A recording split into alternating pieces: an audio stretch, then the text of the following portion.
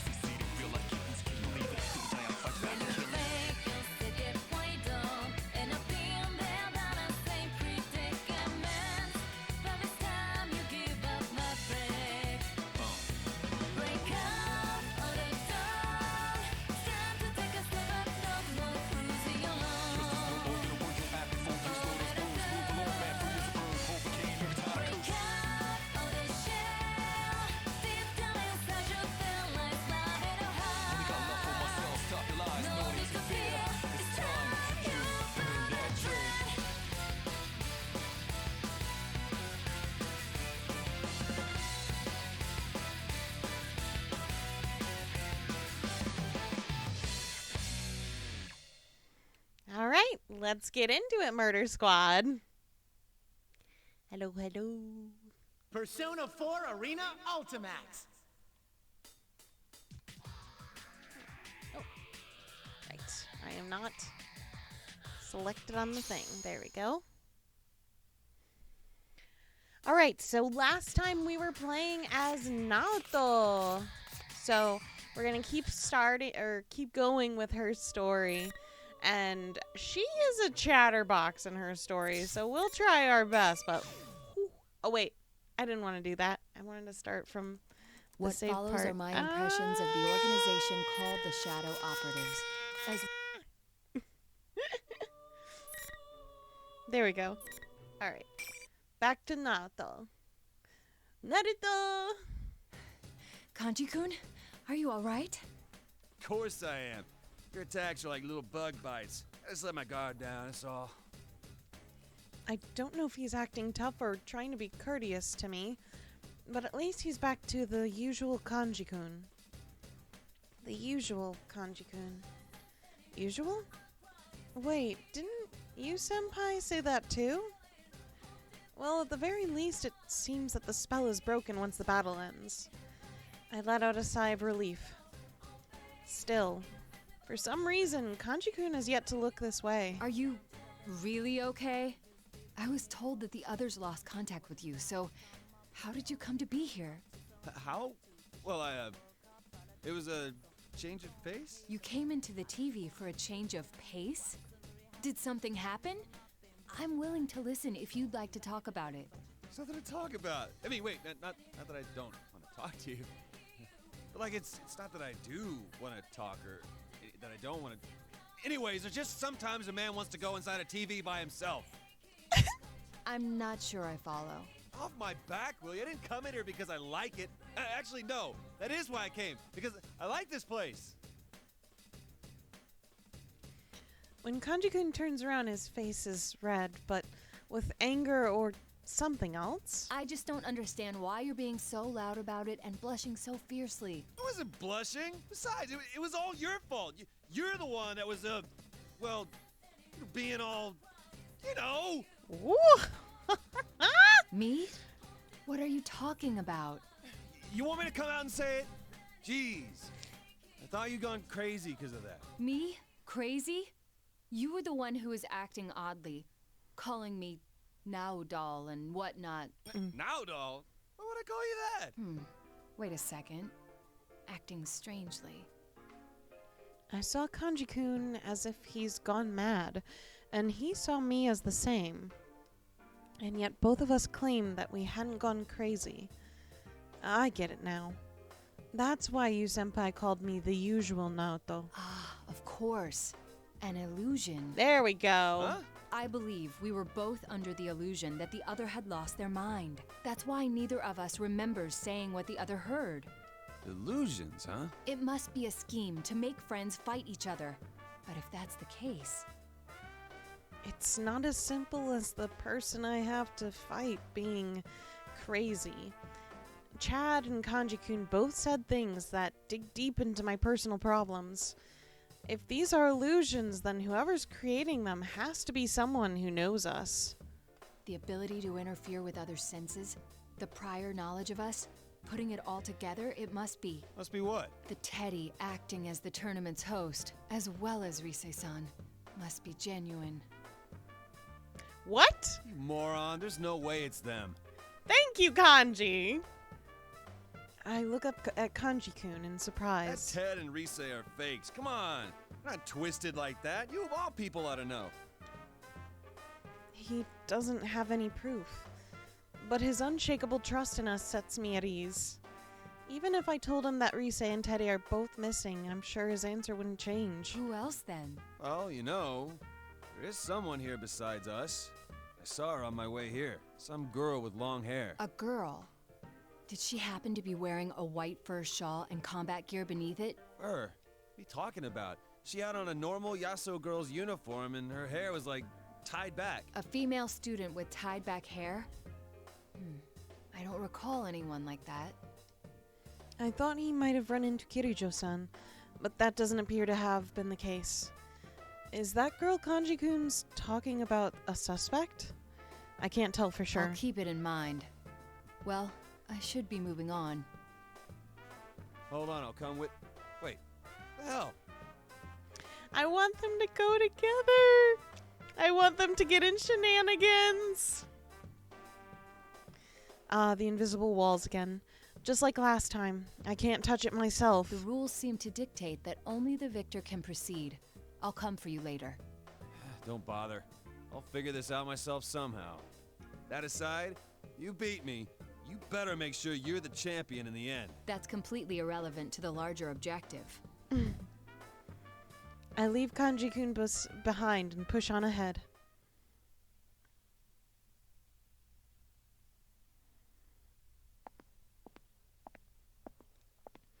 We're being shown illusions that portray our opponents having lost their senses. But why is the host of this tournament going to such elaborate lengths? Obviously, it's to get people who know each other to fight, but is that the only goal? Still, I wonder how I had appeared to Senpai and Kanji-kun. I'm not that worried about Senpai, but thinking about Kanji-kun's reaction, how he had blushed, is burning a hole in my stomach. As I walk down the hall, I come to another likely location for a match. Just as I figured, Teddy appears on a screen. Your next opponent is a special guest. We've got a lady jumping in on the fun. It'll be a big emotional reunion for you now, Cha. Could it be? Bring out the next opponent! Kirijo-san. Shirogane, why are you here? I thought you were... This is a problem. I didn't think we'd run into each other so Ooh, soon. spicy! The purpose of this event is to have the participants fight, and because there's only one path to take, I figured we would run into each other sooner or later. I never imagined that it would be this easy, or this early on, though. No, there's something else I need to be concerned with. Like the previous times, the opponents will not be seeing each other correctly. With that in mind, I watch her closely, and as expected, I see a change in her. Mitsuru Kirijo-san's face twists into an expression of content, and her composure To shatters. say I'm surprised to see you here would be an understatement. I don't reply. There's no point in saying anything after all. The silent treatment. How ridiculous that you, who lives a lie, would dig up other people's hidden secrets for a living. You seem gentle, but you maintain an aloof distance that keeps people at arm's length. I've thought that since our first meeting. Girl, you do First, the I thought it must same. be typical of a detective, but that doesn't seem to be the case. You simply lack confidence in yourself. I have some trouble staying You silent. hide your true nature because you know that once you grow close to someone, you'll no longer be able to protect your pride. That's why you won't let anyone in. You use your job as a pretext to keep your distance and never get too attached. And it's from that position that you're trying to discover what others are hiding? How contradictory. Not to mention completely ridiculous and unfair. I clenched my fists in spite of myself. Persona. Fuck yeah, Naoto. Keep your emotions in check, girl. Kirijo-san's relentless words. Even if it's only an illusion, I begin to feel that if I lose, I'll never be able to look her in the eye again. I cannot lose here. I'd dearly like to answer your charges, but I see no need. There is no reason to defend myself against the accusations of an illusion. Fuck yeah, girl. Let's go, let's go, let's go.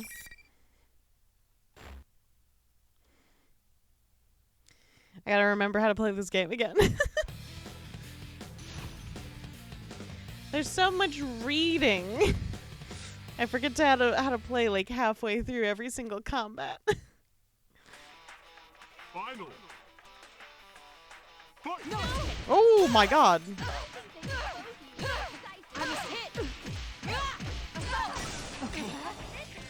I must hit! Assault! Now is the time! This should be enough rounds. Not yet. Persona! Do it!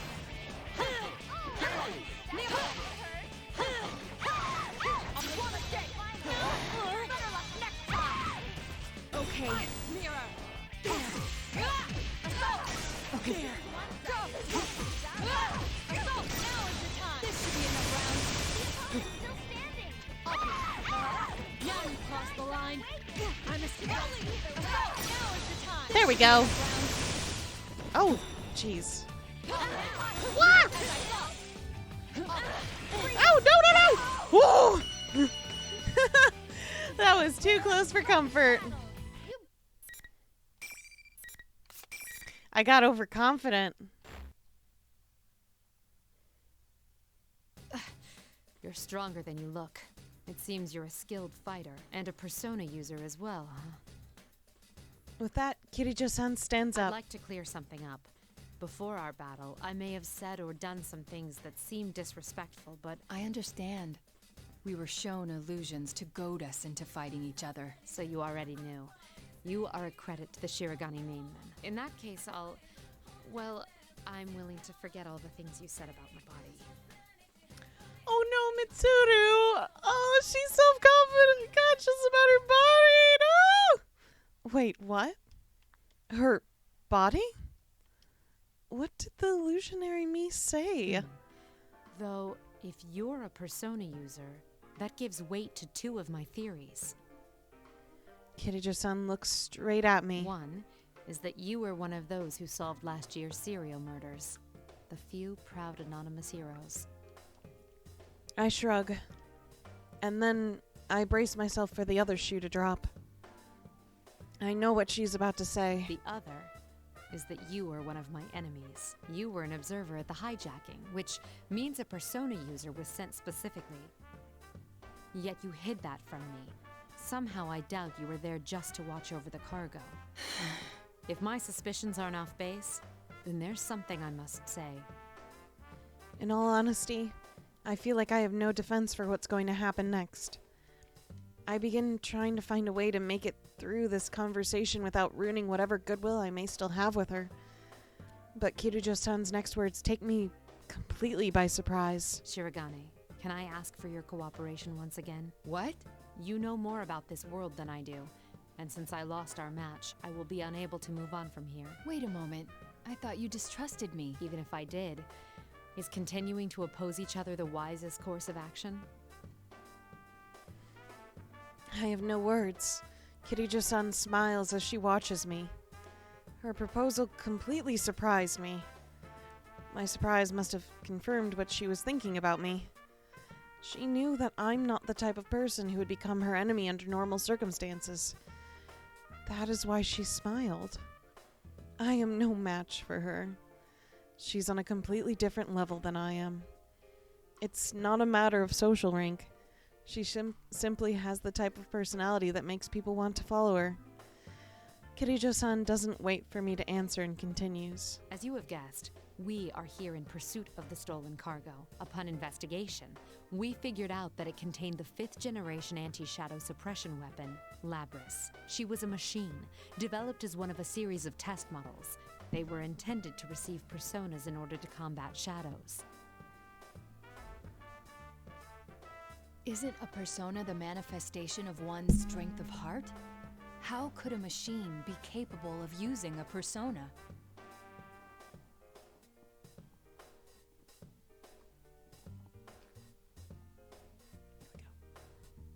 You're right to ask that. Labrys has a mind of her own. We don't know what she looks like, but it's probably very close to human. A humanoid machine. I did see something fitting that description before I came through the TV world. So that was a weapon developed by the Kirijo group. A humanoid robot. One with a heart and that. This is the fruits of Kirijo technology, created from the research of shadows. I cannot help but be surprised. However, if the culprits were specifically after this Labrys weapon, there's a high probability that it had been removed from its case and is mobile. But I can't fathom how that would benefit the thieves. There is one thing I can deduce, though. Around the time of the robbery, we began to see activity in this world as well. I doubt this is a coincidence. I feel sure that your Labrys is connected to this ridiculous tournament. I agree. Before I know what I'm doing, I reach out to shake hands with Kirijo-san. I accept your earlier proposal, and I think I'd best hurry. Thank you. And I'm sorry. Your friends must be facing their own troubles. It's possible that they've met Labrys without knowing it, too. They'll be all right, I'm sure. The record showed that Labrys had some unknown experimental equipment. We don't know what she's capable of. Don't take her lightly. Oh, no, that isn't what I meant. She has a heart, yes? Then fighting her isn't our only option. She can be saved. I'm sure the others will reach the same conclusion. I see. When I say that, I can see a smile on her face. I can tell she believes in her friends as well. Oh, yes, I meant to ask. Have you been able to contact your friends? I shake my head. No. 2 of them have analysis-capable personas, but both of them have gone missing. I actually have a few powers in that area myself. Can you tell me what these friends of yours look like?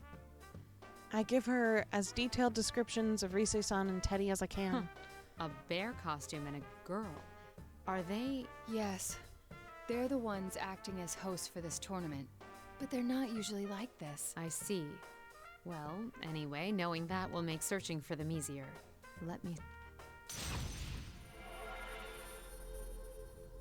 Kirijo-san focuses and closes her eyes. Her power must allow her to see an image as she searches. It may be only a few powers, but it's still quite amazing. I'm getting a match some ways from here. It's not moving either. Ah, that Persona 3 music! Aha! So I good! found her. Can you hear me? Who is this? That voice. My name is Mitsuru Kirijo. I'm with one of your friends, Shirogane. Kirijo-san looks at me and nods. She's communicating to me so that Rise-san can hear my voice as well. Rise-san! Naoto-kun, is it really you? Yes, though I could ask the same of you, Rise-san. I'm so glad. This weird fake Teddy kidnapped me and then everyone was fighting each other and... So Rise-san's voice on the PA system was a fake. If that's the case, then there's no reason to believe that the image of Teddy in the monitors is the real thing either. It's all right. Please calm down.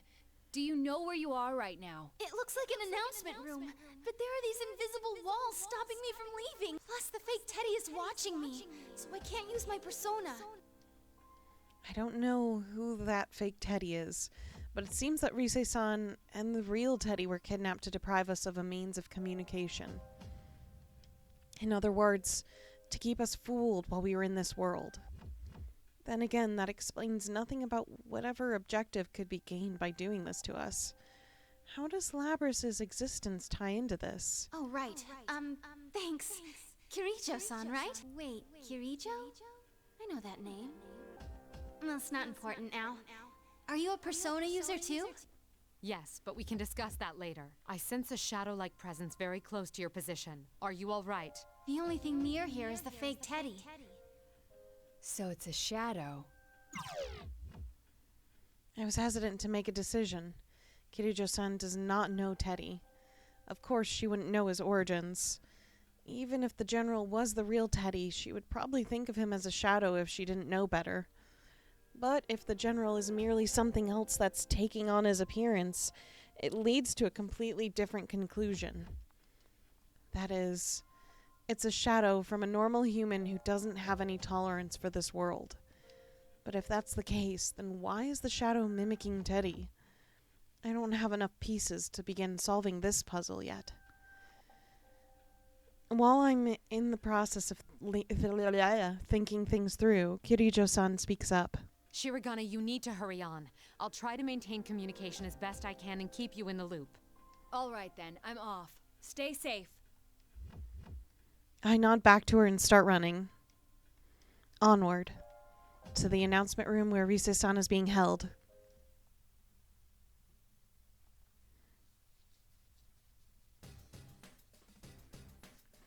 As I hurry on, led by the invisible walls, I reach a classroom. I'll be forced into another fight here too, no doubt. Looks like you're chugging right along. And now another special guest for you. The gloves may be off, putting you up against this one, so I want to see your best moves out there now, Chan. Now, bring out the next opponent! Ah, Akihiko! I see the silhouette framed in the spotlight. It's, well, how could I forget that attire? You're Akihiko Sanada, as I recall. Interesting. I've been gone for a while, and here I meet a stranger who knows who I am. You're a member of Mitsuru Kirijo's organization. Her friend, actually, no? Oh, I see. So it's really Mitsuru you're interested in. Ace detective. His words caused me to tense up. He just called me Ace Detective. Perhaps that was just a guess from my family name, Shirogane, but he could know that I'm spying on them for the police. I carefully search his eyes for anything that might tell me how much he knows. He looks me over from head to toe, and immediately sneers mockingly. Jeez, look at you. You have the physique of a 12-year-old. Oof! Bring up the sensitive stuff. A detective needs a strong body more than a strong brain. All-night research sessions, long stakeouts. You need stamina for that. But look at those twiggy arms and legs of yours. You've got an overdeveloped chest, but from the looks, I'd say it's all fat and no muscle. Oh! Seriously. Oh, this hurts me. What? What is wrong with him? That's the part of my self-image I'm most sensitive about. Let me teach you the secret to bodybuilding. First thing, protein. Second thing, protein. Third, fourth, and fifth, Protein. Don't you think that's rather unbalanced? Sanada-san flexes his muscles like a bodybuilder. And finally, you gotta spar. 1, 2. He said sparring, but that punch was meant to do serious damage. This is absurd. However, putting his unhinged talk aside, his skill as a fighter isn't something I should take lightly. Shoot, I can't dodge them all. Stop it, Akihiko! Mitsuru? Sanada-san stops suddenly as a familiar voice echoes through the room. You're under the effects of an illusion. Shirogane has done nothing. Do not attack. What do you mean? He's the one who attacked me all of a sudden. I attacked. Suddenly I remember. That's right, this is all an illusion. I've never met Sanada-san before, so I don't know what his usual self is supposed to be. On top of that, I allowed the first thing he said to get under my skin. How stupid of me. I let myself get swept up in the situation and failed to realize what was really happening. From my perspective, it was you who dealt the first blow. We were both being shown an illusion to make us fight each other. Shirogane is an excellent detective and a persona user. I told him everything. I He's did agreed not to realize cooperate that with none us. of these characters don't know that Naruto's a girl. I have forgotten all of this. I feel like it wasn't really, like, brought up until now? I don't know. He was originally on the scene as a police observer in this case, so we've already met. Kirijo-san and I explained to Sanada-san what has been happening up until now. It's a relief to learn that despite his appearance, he's actually quite a reasonable man and quick to pick up on things. That noise-like phenomenon that fogs your senses is already gone. You should be able to communicate normally now. We reintroduced ourselves and shake hands. Looks like I fell for a cheap trick. I'm sorry for forgetting myself, too. I can't even claim to have been unaware of the deception. So you're a Persona user, huh? Well, since fate already brought us together, want to test your skills before you move on? Oh my goodness. Sonata-san slams his fists together. Akihiko, you're doing it again. Just cooperate with him. All right. Come on, Naoto, let's go. Wait, the tournament rules say... As Sonata-san walks away, as I figured, he hit the Are you wall. all right? What's the matter? What happened? I don't know. There's some kind of invisible wall here. The rules dictate that only the winner of each match can advance. So, He was flustered mere seconds ago, but now Sonata-san has taken him on a more lively expression. So we need to have a match, even though we've got nothing against each other. We're fighting after all then, huh? All right then, come at me. please go easy on me. I could almost hear Kiryu-san sigh in exasperation. I do enjoy Akihiko even still, but he is so much more of a meathead than he used to be. But he was kind of a meathead back then. It's that voice, you know? Like, I'm just a sucker for it. Final. Fight.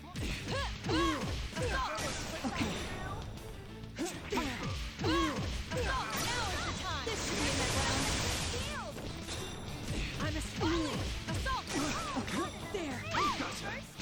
There. I'm a stealing. Assault. This should be enough rounds. I'm not kidding. Assault.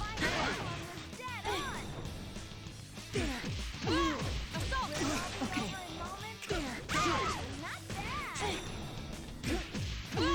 Assault. Now is the time. This should be enough rounds. Go. The opponent's still standing. I'm a stealing. Assault. Okay. Kachiga. Applause for both sides. All done.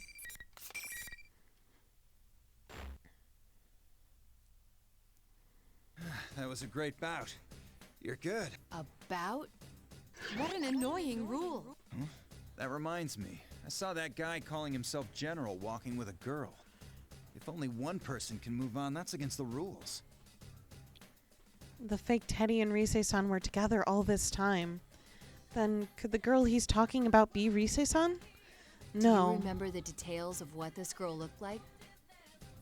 Sonata-san tells me about the girl he'd seen.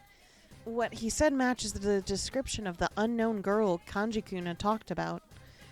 Which means that there's a high probability that the person seen walking with her was not the general, but the real Teddy. At the very least, this is evidence against the argument that Teddy is the general. This creates another theory, though. If the general is not really Teddy, then he's someone else's shadow. And there's only one person that fits the bill. Well, not person per se, but... If that girl was Labris, then, well, is it possible we're dealing with her shadow? That's right, Labris. If she has a heart capable of using a persona... Has! Give me the beans! It's so good to see you. Thank you for resubscribing. Hello. I was just looking up pictures of Adam Frankenstein last night, actually, and it was really, really good. But it made me think about the musical, so thank you for reminding me of that. In light of how the events of last year played out, it makes perfect sense. She was kidnapped by someone who threw her into the TV world, creating a reflection of her heart. None of the data I have shows any connection between Labris and Yasagami How High. to describe that? Okay, so Adam is like the non-canonical name for Frankenstein's monster. Because there is a line in the novel that says, "I should be thy Adam," which is pretty much denoting that Victor Frankenstein is likened to him as a god. He is his creation, right? Because it's the modern Prometheus. And that's why some of us kind of refer to Victor Frankenstein's monster as Adam. A little novel history for you there. Frankenstein's actually one of my favorite books, so I'm kind of a nerd when it comes to that. On top of which, I don't see how she'd know about you or your friends. I'd been having doubts about that as well, but at least I have a feel for what's going on. What Labrys's kidnappers hope to gain for this remains unknown, however. At any rate, it wouldn't be good if the shadows were to run into its owner. Either way, it's best if I head to the announcement room. It's much more logical to restrain the false Teddy since I know his location than it would have been to search for Labrys somewhere in this world. Still, if that really is Teddy with Labrys, why are they traveling together? Sheesh, what's that Teddy doing? I'm sorry I can't help much, Kirijo-san. You'll have to forgive me for my meager skills as well. My persona's communication powers are more for operational assistance. A friend of mine from school was much stronger than myself in that respect, but... Fuka! Oh no, it's all that stupid bear's fault anyway. He's a real genius for making people worry. Man, it's strange running into so many Persona users I've never heard of all at once. I gotta say, brings back memories. Aww. Us too. We were as surprised as you. Not to say that the possibility of other Persona users hadn't crossed our minds, but to actually meet them. What you said about a friend from school kinda reminds me of us, too. What was school like for you? I'd like to hear about it. Well, ignoring Akihiko's current appearance, he was a boxing champion in his student days. Oh, this is so wholesome. Hey, that dig was uncalled for. After that, I don't know what went through his brain, but he started saying he wanted to search for stronger opponents. He went on a journey to hone his skills? I thought that only happened in comics and old samurai films. I thought I had to do it, so I did it. That's all. This peaceful moment was shattered by Kirijo-san's voice. Wait, what's this I'm sensing? It's like a shadow, but bigger. Another shadow presence? And it isn't the false Teddy? Huh? What's going on? That fake Teddy left the announcement room. Rise-san made a report immediately after that. Sanada-san and I look at each other. It seems like the situation is changing. Sanada-san nods to me, and after taking a small bow, I run off. With no one watching over her anymore, Rise-san was able to summon her own persona. The job of providing support moved from Kirijo-san, who is not all of us knew, to Rise-san. Rise-san contacted the rest of us and let us talk to each other for a moment. Rise-chan? Oh, thank God you're safe! Don't worry, the others are here too. We'll rescue you in no time. Huh? Wait, why is Naoto here? I can't help but smile at this as I tell them about the others I had seen so far. It seems we're all safe now. And now that we can communicate, we greatly increased our awareness of the situation and our abilities to share information. The General must have known that leaving Rise-san alone would result in this. If he did know, but left her anyway, there must have been something major happening. Either that or he no longer has any reason to hide. I hurry on while we share what we know. The actual design of this place may differ from the real Yasogami High School, but the general layout appears to be the same. So if I climb the stairs and turn the corner, the announcement room should be right there. However, Rise-san calls out a warning before I can get there. Bad news, Naoto-kun! The fake Teddy's back! I'm too late. Huh? What the? Is that the real Teddy? Hey, the real Teddy's here too! He's got some girl with him. I don't know her. The fact that Rise-san's communication didn't get cut off once General Teddy reappeared is somewhat worrisome. But then again, General Teddy doesn't have the time to bother watching Rise-san. After all, if the real Teddy and Labrys are both right there as well, he has more important things to be concerned with. This confirms that General Teddy is a fake. It's only natural then to assume that he is Labrys' shadow in disguise. But that makes things dangerous. Labris and her shadow are confronting each other. Reise-san should know the dangers of this situation, but she doesn't know Labris. She might not realize what the relationship is between the girl and the shadow. I have to warn her. But before I can speak, it happened. No way. What's with that girl? The static gets worse. Rise-san? Rise-san! Why can't I communicate with her when we're so close? There's something happening in the announcement room. I run as fast as I can towards it. As I reach the door, I hear a loud scream from inside. I slam the door open without a second thought, prepared for a fight. But the attack came from an unexpected assailant. Of anyone in that room, I wouldn't have thought it'd be. Oh, fucking cliffhanger. Fucking bullshit.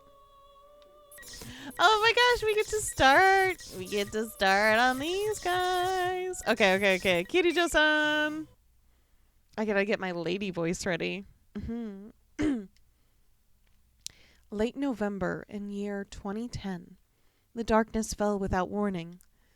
At the same time, the previously busy examination room fell so silent that the man's ears hurt. Hey, what happened? He called towards the back of the room, but no answer came. After working for public safety for over a decade, he thought little could faze him anymore. But this was uncomfortably alien. That's weird.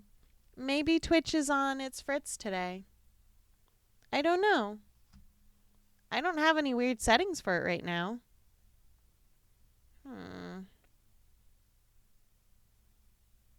Let's see. No.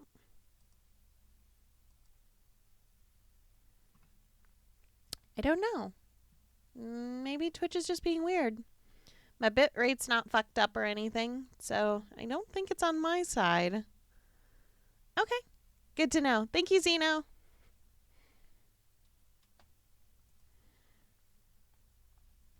If it were, the faint light from machines running on battery power, such as cell phones, would remain.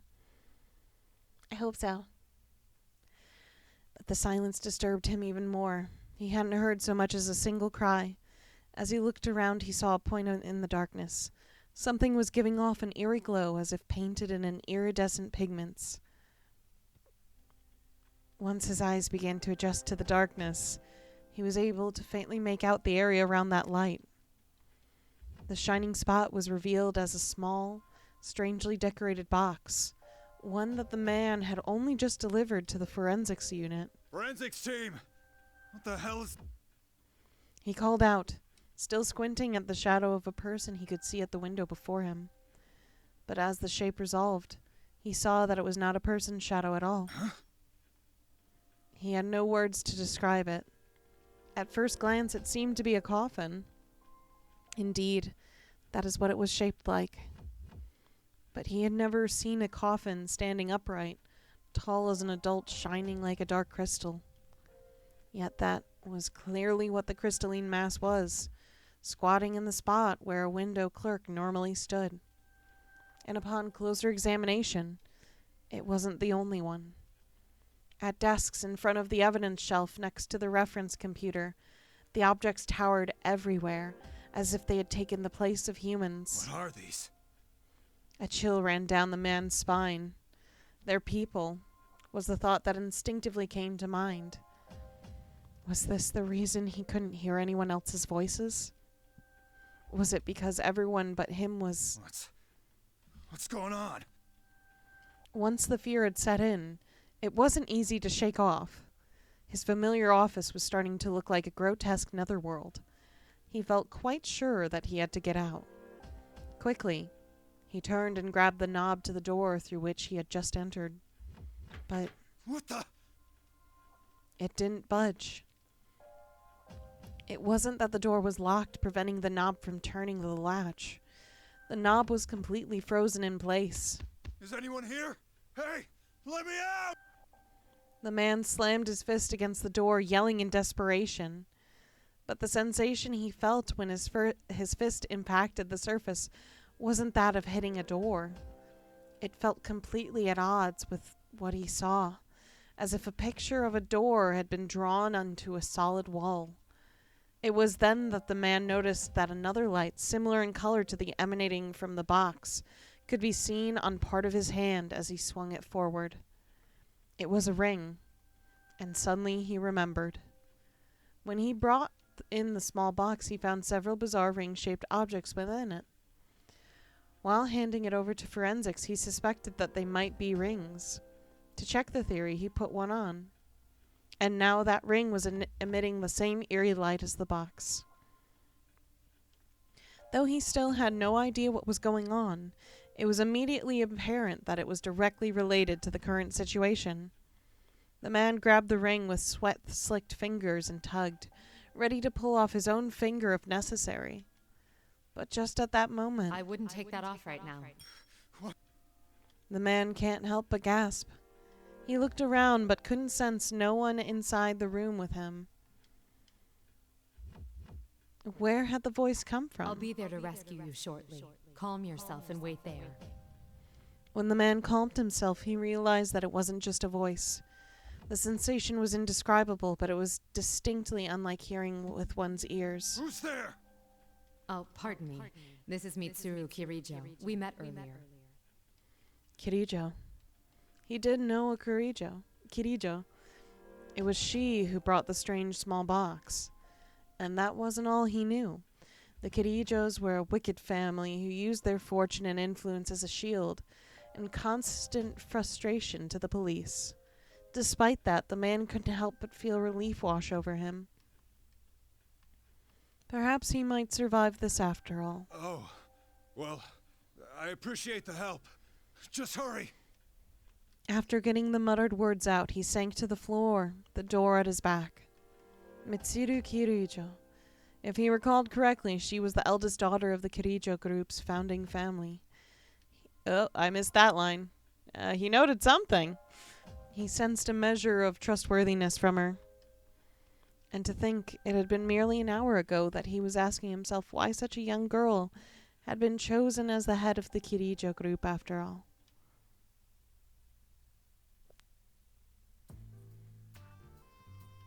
The digital clock on the corner of the desk quietly announced the arrival of 10 in the morning. Normally, most of the staff would be out and about by now, but the entire police department was in turmoil today. It was only to be expected with a key figure from the Kirijo group visiting on unusual business. Kirijo, huh? The Kirijo group was a major trading firm synonymous with Japan. They had links to all areas of business. Not a day could go by in the city without hearing their name. The clock that had... I'm gonna yawn. Excuse me. The clock that had struck 10 bore the logo of Kirijo Electronics, and KJ was the carrier for the cell phone provided to every member of the force. A few days ago, this same Kirijo group had made a seemingly insane proposal. The document was hundreds of pages, but a brief summary would read, "We wish to collaborate with the police on an unofficial department for eliminating monsters." Well, it does happen from time to time. Famous businessmen end up advocating cultish nonsense in pursuit of their ambitions. Upon consideration, it was decided that the Kirijo group should be invited to give their pitch. Of course, there was no intention of spending tax money on the outlandish proposal. The police's interest in humoring the Kirijo group lay elsewhere. The Kirijo group had offered an incentive whereby, if the police agreed to the meeting, they would provide a detailed list of the ergonomics research lab's artifacts, as well as actual samples. It was that drove the officials' decision, for there had been dark rumors bandied about the Kirijo group over the last 10 years. While still a family-run business, some said that the old man Koetsu Kirijo had delved into paranormal research and was performing inhumane experiments. The police collected enough evidence to test the rumor and had prepared many times to force an investigation. But every time the investigation came to nothing due to the group exerting hidden pressure, frustrating those working on the case to no end. The investigation's prime target was the infamous 8 Ergo Research, the Kitty Joe Ergonomics Research Lab. Exposing the Kitty Joe Group's dark side had been a dream of the public safeties for 10 years now. And now Kitty Joe seemed willing to hand over the Ergo Research tightly guarded secrets on a silver platter. No one knew the reason for this sudden about-face, but neither did anyone think of turning them down. They agreed to summit, not to hear out whatever proposal Kitty Joe was offering, but as a stepping stone toward unearthing their past crimes. Time passed, and the agreed-upon time in the afternoon came. The man who tasked with watching over and bringing in the artifacts from the Kitty Joe Group. Though he would not speak with the guests, the police's plan afforded him a major responsibility, one that gave him something like a leading role. It wasn't long before the Kirijo car arrived in the underground port Kosher. Koshere? Kosher? Don't know. Port means door in French, but I don't know what kosher. Kosher? I'm not sure how to pronounce it. Means. The staff there to receive the guests only shrugged at the long black limousine that would have turned heads on the main road. One of the youngest recruits looked towards the man and asked a question. Chief, what's with that car? But that was the least of the surprises in store. When the Kirijo Group representative stepped out of the limousine, she was revealed to be a beautiful young woman no older than a university student. Not only that, but she had attendants dressed in what could only be described as maid uniforms. All of them were young women, roughly her age. The scene mesmerized the various dignitaries present to greet her. Thank you very much for this opportunity. I am Mitsuru Kirijo, representing the Kirijo Group. It's nice to meet you. Her brisk greeting radiated poise. From there, she shook hands with the assembled dignitaries in a manner that showed she was no stranger to social gatherings. She's the company rep? Really? The young recruit, who was sneaking looks out of the corner of his eye, muttered in spite of himself. Their proposal said the rep who's coming today would be the leader of this new unit, but I thought it was supposed to be some hardcore armed response team, and she's leading it? Well, I guess it's better than some meathead. Shut up and hold your position. But in truth, the man felt the same way. Certainly, this monster extermination unit would never be incorporated, but even if it were, he was sure this wisp of a girl could never do such work. Eventually, the dignitaries entered the agency along with Miss Kirijo. All of them were lopsided smiles due to the young's beauty's unexpected appearance, but that would do for now. The dignitaries were only there to receive her. Their true objective was loaded in the truck parked behind the limousine. The documents and artifacts of Ergo Research. All right, start bringing them in. Roger, sir. Excuse me. At the man's signal, his trained subordinates surrounded the Kirijo truck. They formed a line, smoothly passing... I'm sorry, I'm sleepy. I'm a sleepy bug. I'm a sleepy can. Sleepy can. They formed a line, smoothly passing boxes from man to man into the building. The articles were of various size, with even a few that came in oversized metallic containers for aerial transport. Fine.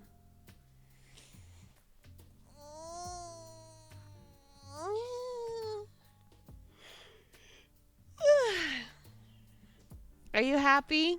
I'm just sleepier now. The Kirijo group had warned them not to handle these things carelessly until explanations were forthcoming. But in truth, the department was already prepared to begin a forensic investigation of the objects and even send them to the lab. You sure it's okay for us to open these? The instructions said not to. It won't be a real investigation if we let them hamstring our procedures. Besides, I can't think of anything they could send us that we couldn't handle. Unless there's real monsters inside these things. You fools! The articles were brought in silence. The operation only lasted about 15 minutes. The man himself received the last item about the size of a jewelry box and checked the truck to make sure nothing went overlooked before closing it up. That done, he turned and walked quickly towards the forensics room.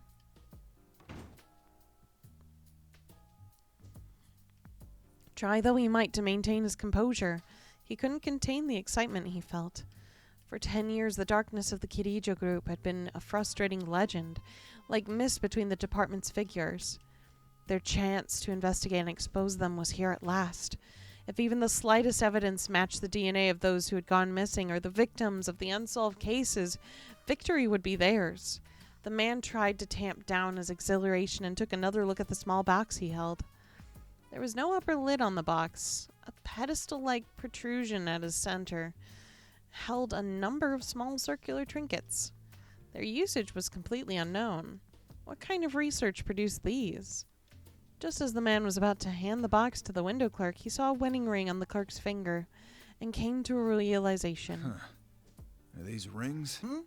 We're not sure yet. Hi, Sam. The man put on some protective latex gloves and tried one of the objects on. After looking at it from every angle, its color and shape seemed to be nothing but ordinary. If it was meant to be jewelry, it wasn't very attractive.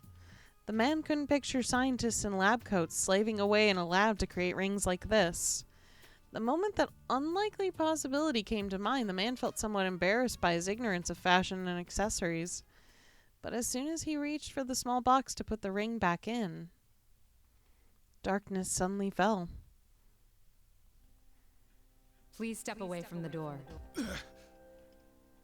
The voice echoing in the man's mind brought him back to reality. He took a few steps away from the door as directed and stood ready. Step away from the door. The more he thought about it, the stranger the order seemed. How did she know he was so close to the door when she wasn't even in the room? Suddenly a chill filled the area. In mere seconds, the entire door was coated in white. Where'd this ice come from? It had frosted over. The man couldn't believe his eyes, but the evidence was there in front of him. He could then hear a slight knocking sound, followed by a crack forming in the center. The door buckled under its own weight and crumbled with a sound that was like building blocks being pushed over. Standing just past it was the Kirijo woman. She walked over to the man with exquisite nonchalance. At her side was one of the maids she brought. Are you all right? Yeah. We did give you fair warning, but it seems to have gone unheeded. The man looked towards the ring shining on his finger. And this happened because we touched that box? What is this thing? That ring gives its bearer an unstable form of pseudo-potential and allows anyone to experience the Dark Hour. The Dark Hour? The box itself seems to be a failed recreation of the Dark Hour. The effect radius is small, and it malfunctions when improperly handled. The Dark Hour. He remembered that phrase coming up in documents the Kirijo group had sent. If he recalled correctly, it was defined as a hidden time unable to be experienced by normal people, a time where everything stood still.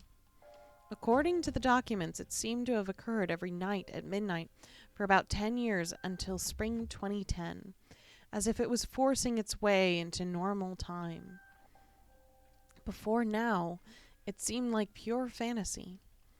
But could this silent darkness be the very same thing? So you're saying those stories in that document, that occult-sounding stuff was actually for real? At that moment, a voice suddenly echoed from beyond the hallway past the broken door.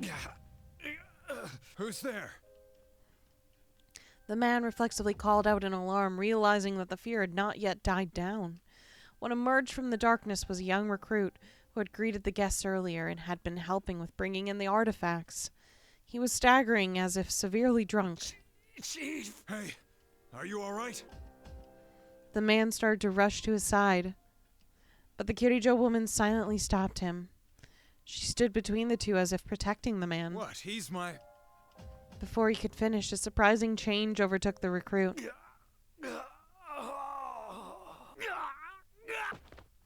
The recruit fell to the ground with an agonized scream. A black tar-like substance began flowing from his every orifice.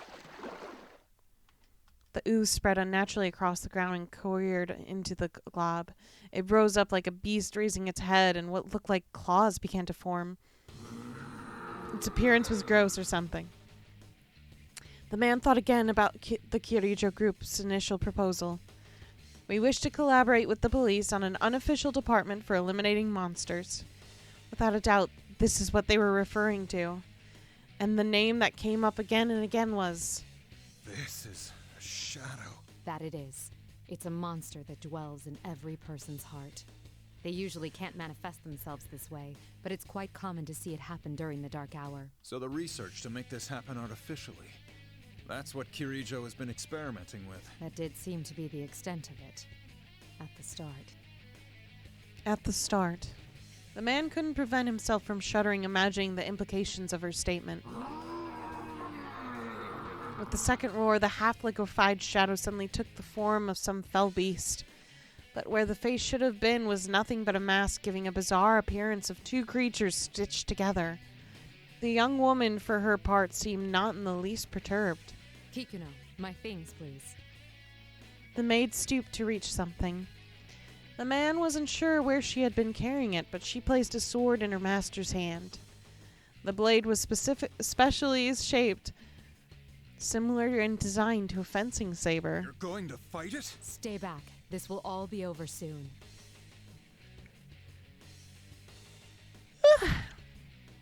At that moment, as if understanding their conversation, the shadow squared itself and leapt towards the young woman. Its speed matched its beastly appearance. In the darkness of the room, the man found it difficult simply keeping his eyes on it. The young woman did not move. Her sword remained lowered in the face of the shadow's advance. Of course, thought the man. An amateur like her could never react in time. However... Artemisia! At a word from the young woman, some unseen force slammed the shadow against a wall. The man momentarily doubted his own eyes. For it hadn't been the woman who repelled the monster, but a silhouette that suddenly appeared behind her. It looked as though it had been enveloped in sublime light. Contrasting the shadow's dark glow was a woman wearing a majestic dress. The silhouette held up a hand towards the grounded shadow. Once again, the man felt freezing air fill the room. And with that, the shadow stopped moving. Frost crystallized all over it, turning it into an ice sculpture within seconds. Only then did the young woman swing the sword in her hand. A white gleam arced across the room. Upon impact, the frozen enemy shattered like it had been crystallized sugar rather than ice. The victory was so one-sided that the man hesitated to call it a battle. Are you all right? The young woman turned towards the man. The sound of her boots hitting the floor gave him the jarring realization that she hadn't moved a single step during the fray. Seeing that he was at a loss for words, she gave him a gentle smile. It was all too much for the man. He actually felt relieved to be protected by this small woman. She's tall, okay? Shut the fuck up about her being small. One thing was obvious. She had been through countless battles, much like the one he'd just witnessed. Your fallen employee's life is in no danger, but he'll be very weak. Make sure he gets to a hospital. Should I make the arrangements? No, I should at least handle that. It is a public security matter. With a nod, the young woman approached the small box and manipulated it in a way he couldn't quite catch. The eerie yellow-green light began to fade. Moments later, the silence and darkness faded too. The world had been restored. The man felt his body become suddenly lighter, causing him to breathe a sigh of relief. He hadn't realized until the pressure was gone that the air had been suffocating, as if he had been underwater. There was a stir of movement in the room. The forensics team and assistants looked at the man and young woman perplexed. The man took a quick look around. Fragments of the shattered door were strewn about. A young public security worker was lying unconscious nearby, and their Kirijo guest, who had entered without anyone noticing, held in her hand a drawn sword. I'd be shocked too if I were them. It occurred to him that if normal people couldn't sense the dark hour, The sudden change in the circumstances may have seemed to them like a magic trick. Excuse me, but this place is off limits to all unauthorized personnel. Hey, what's going on here? The forensic staff looked at the man helplessly. It's all right. We had a little emergency. Oh. That aside, halt all examination of the relics they brought in. We'll wait for further instructions from the Kirijo group. Huh? If there are any boxes that... Leaving the frowning forensics team behind him, the man quickly went into the hallway with the Kirijo woman. I have to thank you for your help. And about the conference, I'll join in as well. It's been arranged so nothing you say would get through to the higher-ups. If the young woman was surprised at what amounted to a confession of betrayal, she didn't show it. Are you saying you will reconsider your plans? I can't overlook anything as serious as this. I wouldn't be doing my job as public security if I did. But make no mistake, the things I saw today are proof of the sins the Kirijo group has committed. They can't be punished under the law, but now that they're known, atonement will be made in some shape or form. Indeed. I never intended anything less. You really put one over on us this time. Oh, there's no need to be coy. What happened today was no accident, was it? We'd never have believed the reports unless we saw it in person. That's why such a dangerous box had no lid. Am I wrong? There was no lid. That's not possible. That box was classified as risk level 3. It should have been securely fastened. The young woman fell silent, then gasped and gave the maid walking silently beside her a look. Kikuno. The maid continued without the slightest sign of remorse and left her master behind. Both the man and the young woman sighed at once. Us guys in public security. Ow, jeez. Sorry. I've got like a lead finger today. The summit that was meant to be a perfunctory? Oh, I don't know that word. Perfunctory.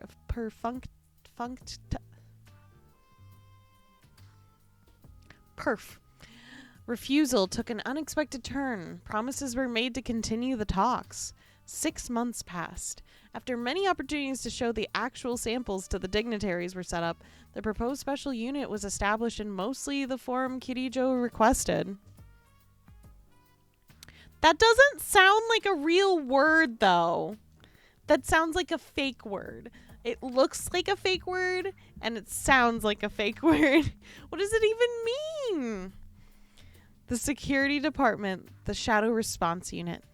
It was the inauguration of the special unit that would in time be nicknamed the Shadow Operatives.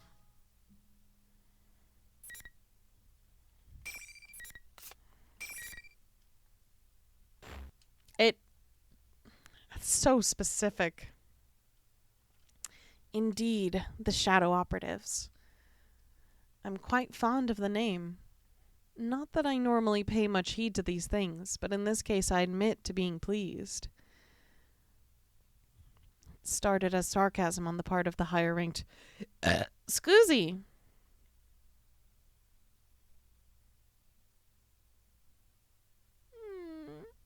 I'm not a fake word.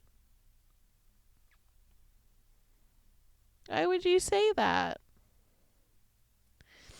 I thought we were friends, Has.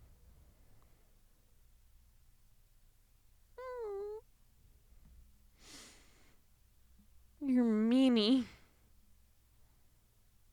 You're made up, bitch. It started as sarcasm on the part of the higher-ranked personnel from the police. It could be taken to mean those who deal with shadows, but the real meaning is those who operate in the shadows. Not only is the unit unofficial, we have the difficult-to-credit job of exterminating monsters. Mostly, I suspect it was a dig at a group that disturbed the expected peaceful years before the older personnel's retirement. But shadow operative could also mean one who does unrewarded, albeit crucial work for society. It's a name truly befitting of this organization's goals. We're approaching the first anniversary of the shadow operative's establishment. Though we're still at the level of basic investigation and laying groundwork, it seems a full-scale case has arisen. Fighting is not You our started first it. option, but I'd be more reassured with you there. We have a general idea of where it was taken, the Inaba area, where there were reports of suspected shadow activity last year. Good as it is to hear from an old, reliable friend, I limit a call to a quick exchange of information. I'll send you the... Ah! I closed my cell and turned towards my colleague. He's only just returned, and he's going directly to the location from the airport. Akihiko never changes. The man I was on the phone with was Akihiko Sanada. He's one of our non-permanent staff. Akihiko is an excellent Persona user, but beyond that, he's a skilled boxer. He's a friend of mine from high school who fought the shadows alongside me. I admire his strict determination to never neglect his training, but the extreme lengths he goes to can be rather inconvenient.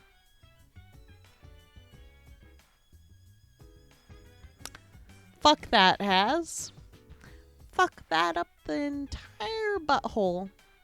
Fuck it. I don't have to be the better man. I'm the coolest. After entering college, he accepted my invitation to become one of the founding shadow operatives, but it was his actions afterward that went above and beyond.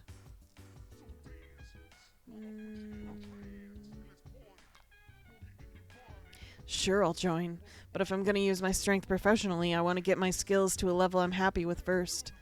Thus began his training expedition. He's not only wandering the country, he's traveling the entire world. I can't decide whether to be dumbfounded or impressed by his dedication to training. Yeah, but you chose to be mean first, so fuck you. Fuck you. Fuck you. Fuck you, fuck you, fuck you, fuck you, fuck you, fuck you, fuck you. Fuck you.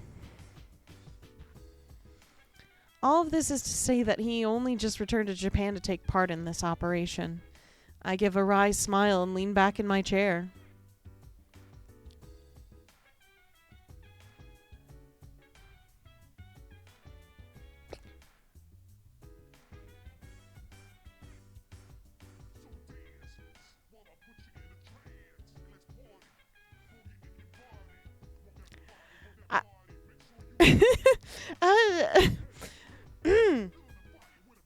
Anyways,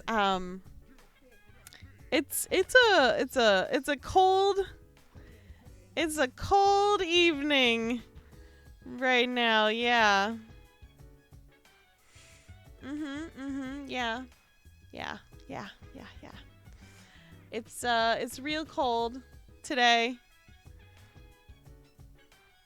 This is Igus, known for her blonde hair and piercing blue eyes. She looks like a foreigner. She's a sweet girl on the outside, but she has what it takes to be an important member of our squad. Will we be able to find Labras? My sister. She looks so cute in a suit! Oh my god! She's so fucking cute. When I look over at Igus, her eyes are cast downward with a worried expression. Will we be able to save her? Isn't that what you really want to ask? She must have known once I called Akihiko in as backup. There is a possibility that we will have to fight Labras. Knowing that is not a great leap to imagine that, in the worst case, she may have to be destroyed. And alas, it's true. If all else fails and our safety is at risk, with no other way to stop her, that option is on the table. Still. Don't worry. As I mentioned to Akihiko, fighting Labras is not our priority. The reason I formed this shadow operative team is to save lives. We will find her, whatever it takes, and bring her back. Yes. I'm sorry to be so pessimistic. Those feelings you have for Labras, you should tell her when you see her. I will. The monitor is showing certain data under multiple redundant encryptions. Kirijo Ergonomics Research Lab. Confidential matters. There is, in fact, a reason I'm reviewing these materials that are normally securely concealed. Because 2 days ago, on May 1st, I was unexpectedly dragged into a serious incident. The passenger plane I was taking to Kagoshima was hijacked. There hasn't been a domestic hijacking for 10 years. The top brass of the police, afraid to make any mistakes, sent in shadow operatives. The case itself was resolved quickly and all the culprits arrested.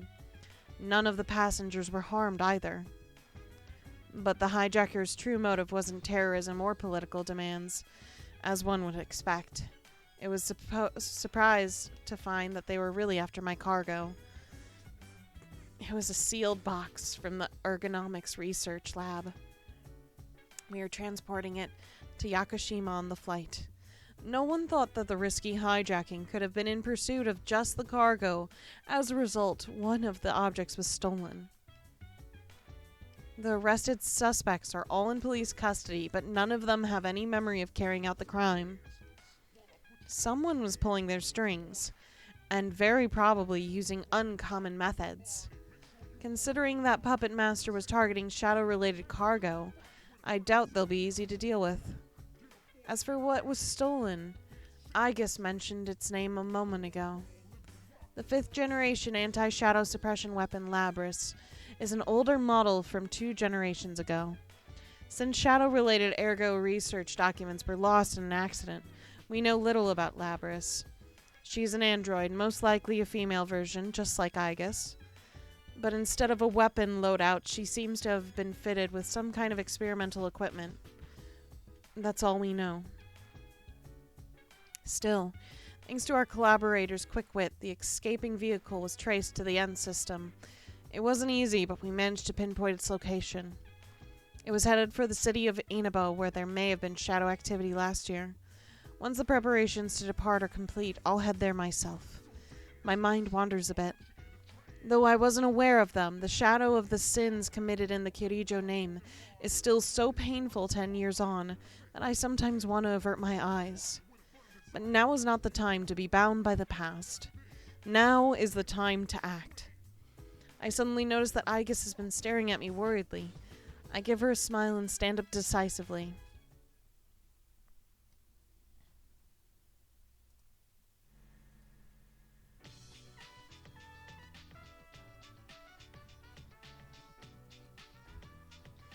We're pulling up to Yaso Inaba, the central town of Inaba.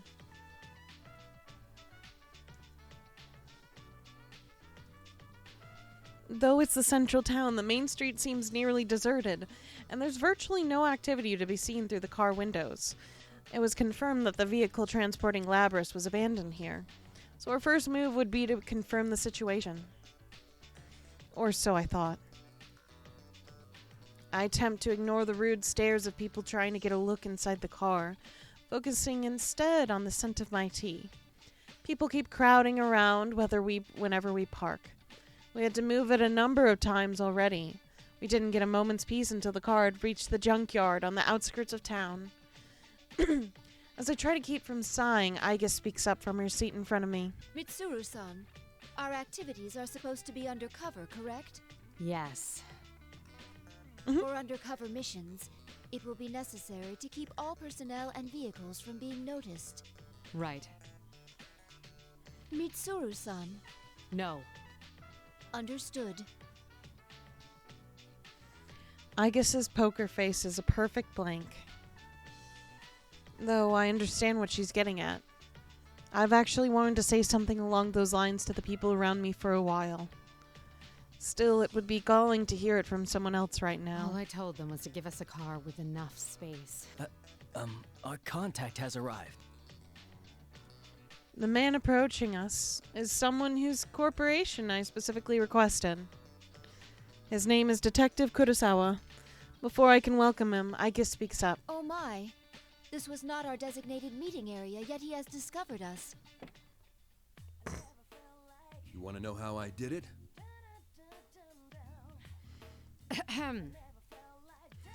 Lately, it feels that whenever Aegis wants to voice her opinion to me, she intentionally puts on the robot act.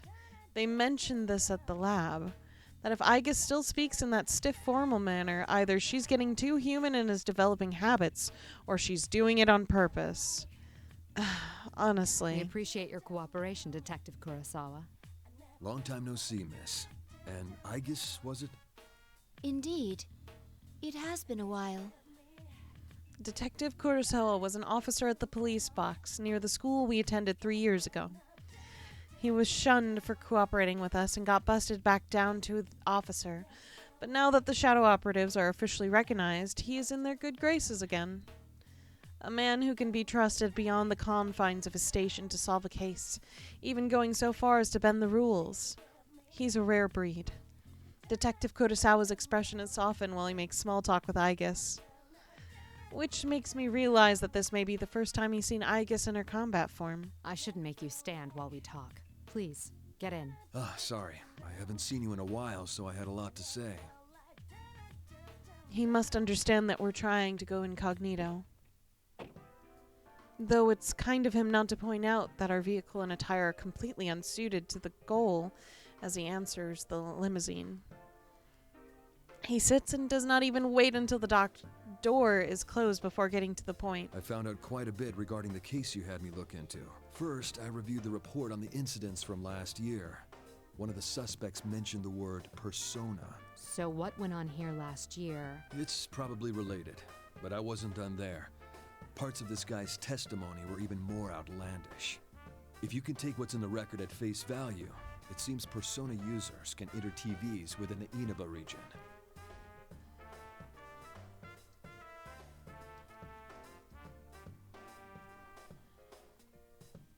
Enter TVs? What does that mean? Just what it sounds like. You physically stick your body into the screen and go inside. He claimed there was another world in the TV, and dropping people inside it was the method behind last year's murders. This all sounds rather absurd. I'm surprised it was included in the police report. I got in touch with the detective in charge at the time and said the same thing. Apparently the report was filed by a young partner of his at the time. He'd entertained the wildest testimonies like this one. He sounds like quite the oddball. If this was what really went on, the police would have had no chance cracking it. But that Detective Dojima is one shrewd guy. Even with all the supernatural hocus-pocus surrounding the case, he caught the culprit. I had asked him to collect information about the serial murders that occurred in Inaba last year. The shadow operatives aren't public knowledge, so I thought the local police would be more willing to speak with him, but the results surpassed my expectations.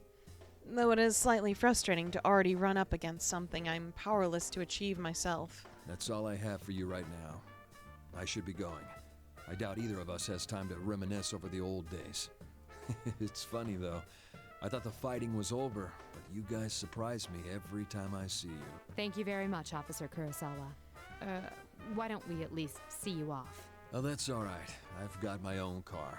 I doubt my department would appreciate your tastes. If I ever showed up for work in something like this, I'd be the talk of the force until the day I retired.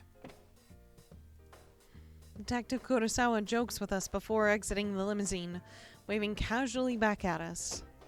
I had nothing to say to that as I watched him leave, rotating his shoulders to work out some kinks. Aigis, though, felt the need to comment. Mitsuru-san, this could be bad.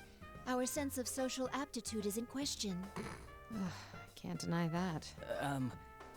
What should we do now? Yes. First, we'll need to test the claim that persona users can enter TVs. We are at a junkyard, after all, and I can see a number of consumer electronics that have been discarded illegally. Aigis looks around and points at a certain pile as she gets out of the car. There is a discarded TV over there. If the environment does not matter, we can use it to test the phenomenon. Wait, Aigis. Don't worry.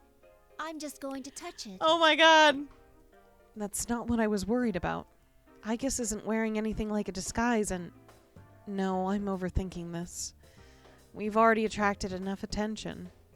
Even if we leave now without doing anything, our pictures could still end up on the internet.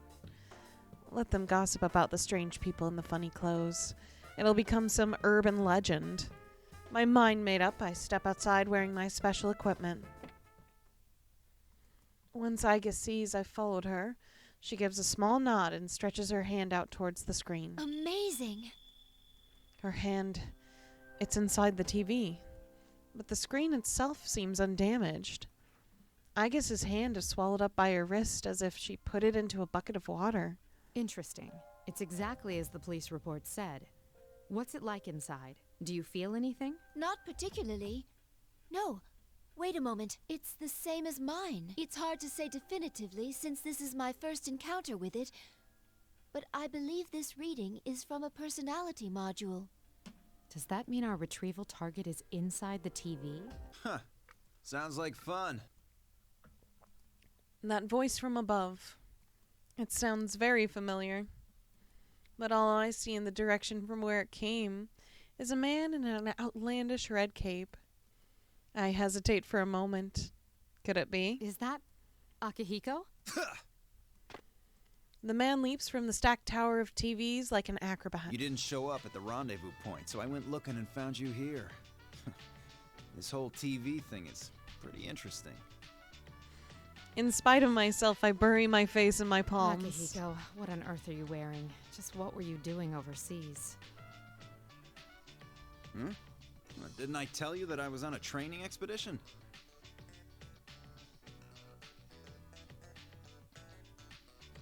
Don't tell me you came here from the airport like that. Does the concept of keeping a low profile mean nothing to you? Mitsuru-san, I believe we have lost the right to complain about that.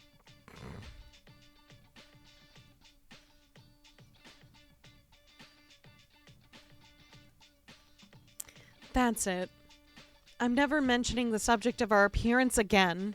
Anyway, we can go inside from that TV, right? What are we waiting for? Still the same Akihiko. We don't know the situation inside yet, and we'll need a secure means of getting out. So what? If we want to get this Labrys back, Well, that's... Our target hijacked a plane to throw her into a TV in this town.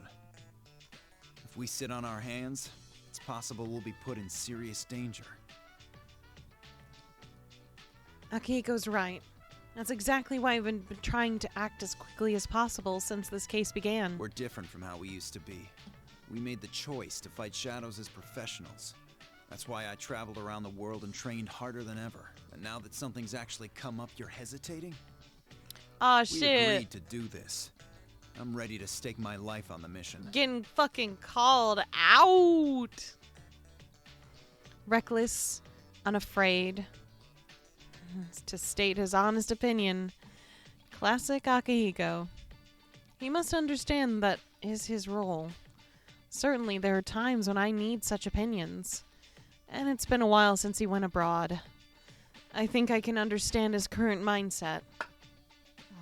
All right. Wait right here. I need to go make a phone call first. Okay, but make it quick. He doesn't have to tell me twice. I take out my phone and bring up the contact list. A world inside a TV. I don't know what it might be like in there, but I do know someone that could help us. I was originally going to ask for their help after Labrys was secure, but perhaps the time has come. Now, I've taken all possible precautions. Who the fuck did she contact? The rest of it is a test of our resolve.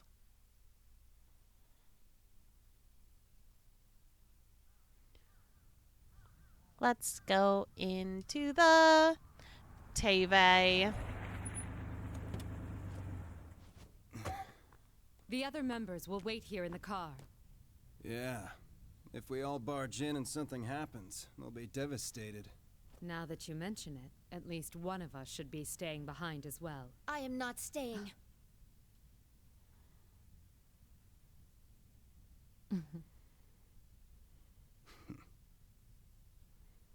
Us three will be plenty. We'll end this in a flash. No problem. Woo!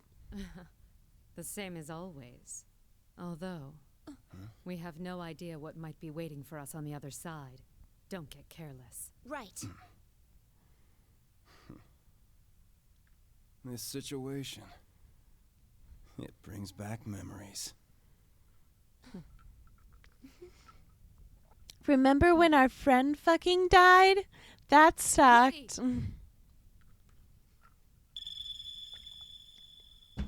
Oh! Oh, I just hit my elbow. Ow! Ow! Fuck!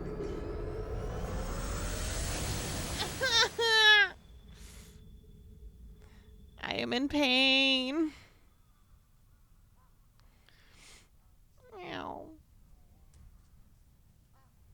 I am upset now. My elbow Why hurts. into the TV? What's going on? Yeah. I'm sad. Feel bad for me.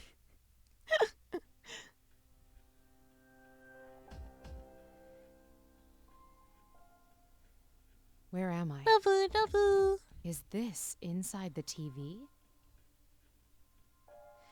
I remember being enveloped in a white light, but what came afterwards is unclear. Is this the world inside the TV? Oddly enough, the sight before me seems to be the main gate of a school. The name engraved on the entrance plate is... Yasagami High School. I do recall that name from our map of Inaba. An existing high school has been completely recreated inside the TV? I then came to a realization. I've encountered something much like this before. It doesn't appear to be much different from reality as far as appearances, but it has that same distinctive sticky atmosphere. The Labyrinth Tartarus, our battleground 3 years ago. It bears a lot of similarity to this place. Wait, where are the others?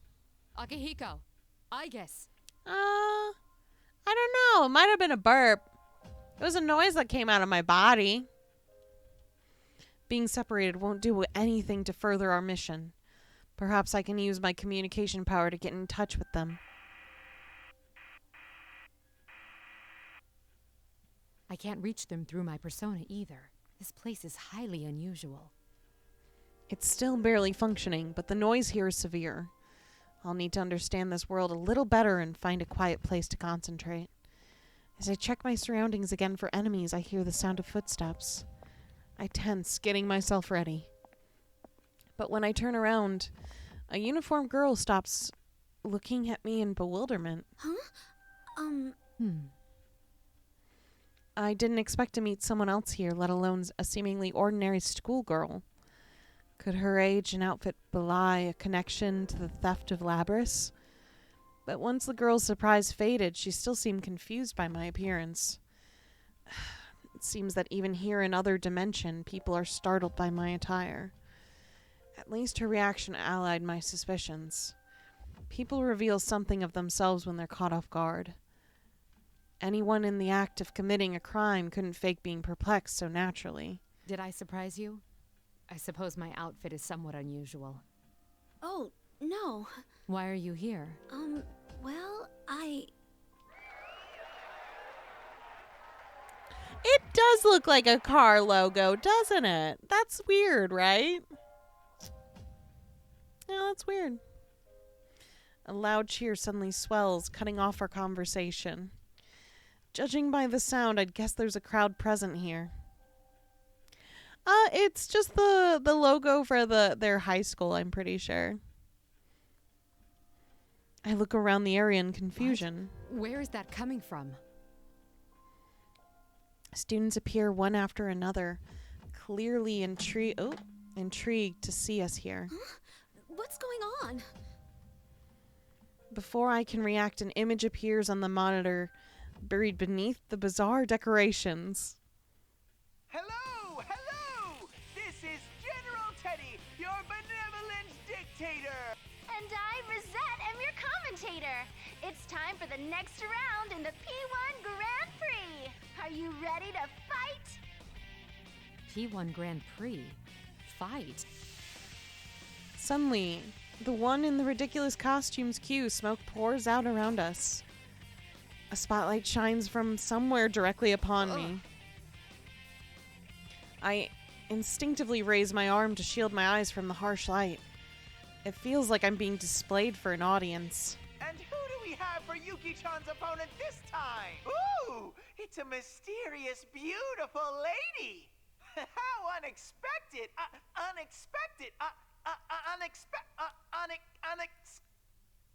Teddy, what's wrong? Do you know that bear? The monitor showing the costume General Teddy suddenly fuzzes over with static. The static gets worse and worse, until an eerily expressionless bear costume, One that looks as though it forgot how to make facial expressions appears on screen.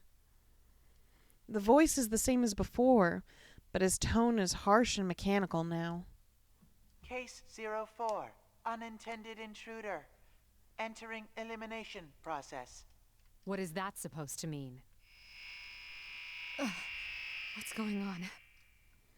As soon as the abnormality registers, I feel a bizarre noise like something scratching against my whole body. Was that some kind of an attack? It didn't seem to have any effect on me, but the girl standing beside me underwent quite a change. You! Who do you think you are, showing up alone like this? What?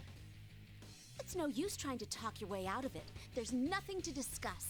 You don't even try to understand anyone anyway. If you want to wall yourself off from everyone, I'll be happy to end your lonely life here. The girl's face distorts with hatred as she spits her words at me. It's a far cry from her earlier demeanor. It's as if she's a completely different person. And that's not all. Understandably, she seemed not to know me before, but now she speaks as if she does? What is this? Could it be the effect of the noise I You sensed? won't be so smug for long. Come, Konohana Sakuya. A persona? The girl spreads the fan in her hand, and with a flash of light, a persona manifests. How careless of me. I should have accounted for this possibility as soon as I saw her here in this world. We won't be settling this peacefully, I see. In which case... I ready my evoker and concentrate. To me, Artemisia.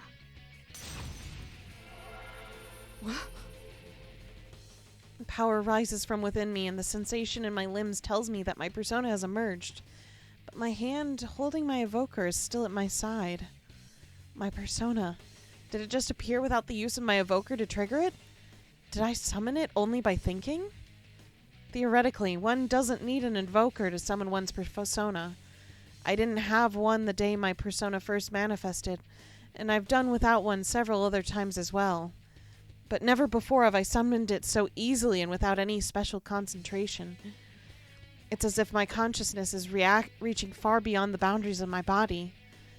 By way of analogy, it feels like being able to control the wind with my fingertips. Could it be because this world is special? The girl's voice bringing me back to the situation at hand. Which reminds me, the girl doesn't seem to use any special implements to summon either. Persona user. Fine. I still won't lose. Sorry, but I won't be defeated either. I give kisses to the chat. Kiss, kiss, kiss.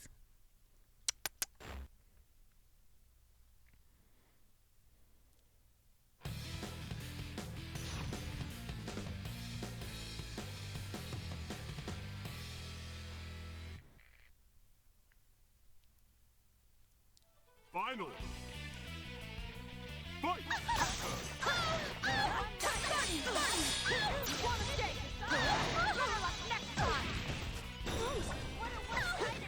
I'm coming for you! Double, double! I'm coming for you! Double, double!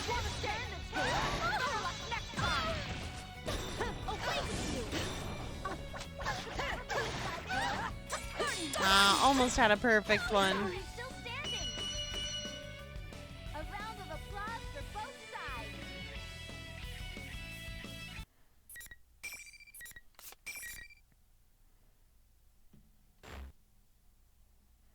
Right? Oh, there's so much reading in this game. And, like, not a lot of fucking game. Once the battle ends, the monitor nearby switches on. An irregularity has occurred. Multiple intruders detected. Emergency. Intruders are persona users. Due to difficulties in elimination, they will be acknowledged as valid targets. He obviously refers to myself and the others. Does he mean that he is going to adjust his tactics for dealing with us due to how much of a threat we are? The way he said that seems like a bad omen. Valid targets. I understand that we're considered to be intruders, but what did he mean by that? It seems we're part of the tournament now, but what was the enemy's original plan? The monitor screen fuzzes again. Once more, it shows the costume person as he originally appeared.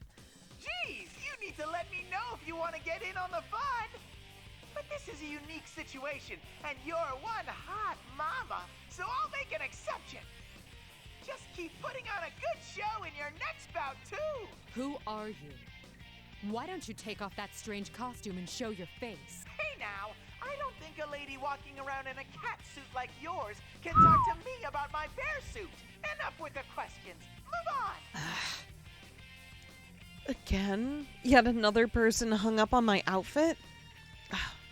It's unlike me to let the enemy's words get under my skin. The monitor switches off with those cheeky words. Is that costume thing the one who stole Labris? If so, then what's the purpose of this bizarre tournament? Fine. I'll get a read on your location. I quickly link my communicator and persona. Some personas are more suited to operational support than direct combat. In my case, though, that power is secondary. We normally have a persona user who specializes in that role, but with some specialized equipment I can get by. Excuse me. I focus my consciousness and send it drifting throughout the surrounding area. The enemy must think he's keeping an eye on us, but he'll learn soon enough that he's not the only one with a bird's eye view of the situation. Excuse? Excuse?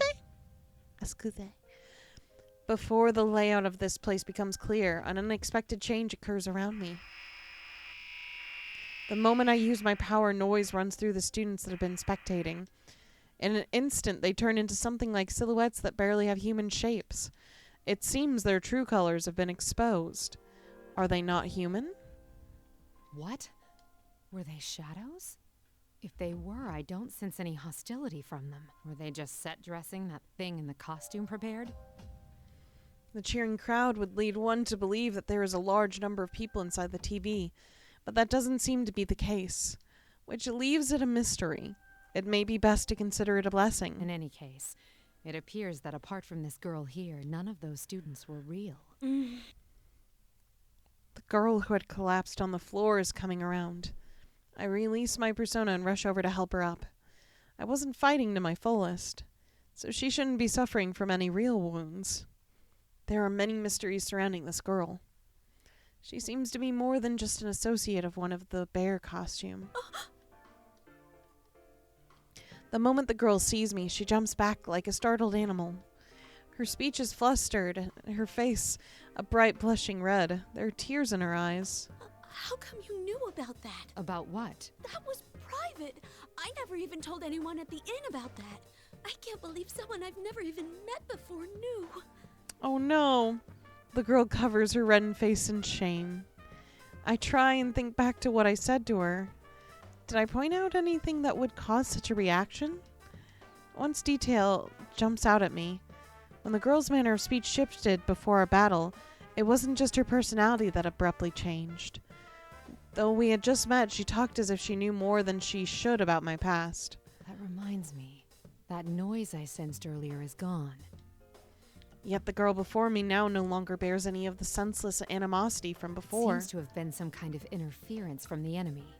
Come to think of it, that bear was egging us on. The interference must have been to ensure two total strangers would fight. General Teddy, was it? He looked comical enough, but he certainly put an elaborate scheme in motion. No! How could Teddy... She seems to have finally calmed down and continued muttering with a perplexed expression. You know the one in costume, I take it? Oh, I know him very well. He's usually not like this at all. I take the girl's hand and again help her to her feet. I'm Mitsuru Kirijo. I've come here in search of a unique object. Why don't we start over? If you don't mind, I'd like to hear a little about yourself. Yes. Oh, my name's Yukiko Amagi. I'm sorry for losing my composure just now. So, Amagi, why did you come to this world? Where to start? So many strange things happened over the last year. At first glance, she looks like an ordinary student, so why is she here inside the TV? Amagi briefly summarized her recent past to me in an even tone of voice. According to her, this world was prominent in a serial murder case last year. She and her friends awakened to their personas while investigating the case, and eventually solved it. This world is formed by people's thoughts, and at the case's conclusion, it returned to its original state. None of this contradicts what I learned from Detective Kurosawa. A realm inside a TV, formed by people's thoughts. It sounds absurd, but that would explain the incongruity I sensed when I used my persona. We thought the case had been solved, but lately there's been another strange program on the air. My friends and I couldn't ignore that, so we came back here. Your friends? Are there others here besides yourself? Yes, I was with 3 other people, but we got separated when we entered. The one in costume and the girl who called herself Rosette are friends of ours too, but they're acting so strangely. So... Oops. I can tell from Amagi's reaction that normally she trusts those 2 implicitly. Considering what the enemy did to her earlier, could they be under its control as well? Either way, it sheds no light on the theft of Labris.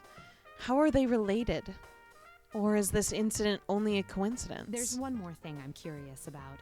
Have you ever heard the name Labris? Labris? No, I don't think I've ever heard of that before. What is it? It's the thing I'm searching for. What makes it problematic is that I know nothing of its appearance. Honestly, I'm not sure it has anything to do with this disturbance, though I can't write it off completely as irrelevant. Though it appears that there is no connection, whoever went so far as to hijack a plane to steal Labris brought her all the way here. No matter how I look at it, that means Anyway, something. Thank you for your cooperation. I understand the situation better now. We should stay together going forward. So based on the information we just got from Mitsuru from her earlier, statement with everything, my theory is that Labris is the one who made the heist on the airplane happen. Okay, so Mitsuru talked about how when they arrested the people who hijacked the plane, none of them really remembered doing it, which leads me to believe, because Labris has the mind-altering mojo, that it was completely her making this hijack happen so she could run away and live a normal life or something. This is my guess so far. General Teddy suddenly appears on the screen to interrupt our conversation. Only the winner of each bout can go on. That's rule number 1 in the Grand Prix. How exactly can that rule be enforced? As if to answer my unspoken question, Amagi makes an odd gesture. Huh? There's nothing here, but I can feel something. A wall, maybe? Wait, but Mitsuru-san could... Amagi looks at me expectantly. I take a tentative step and walk through the place where she claims there is a wall. Like I said, you're stuck there until the tournament's over. Only winners get to go. Come on, miss. You won.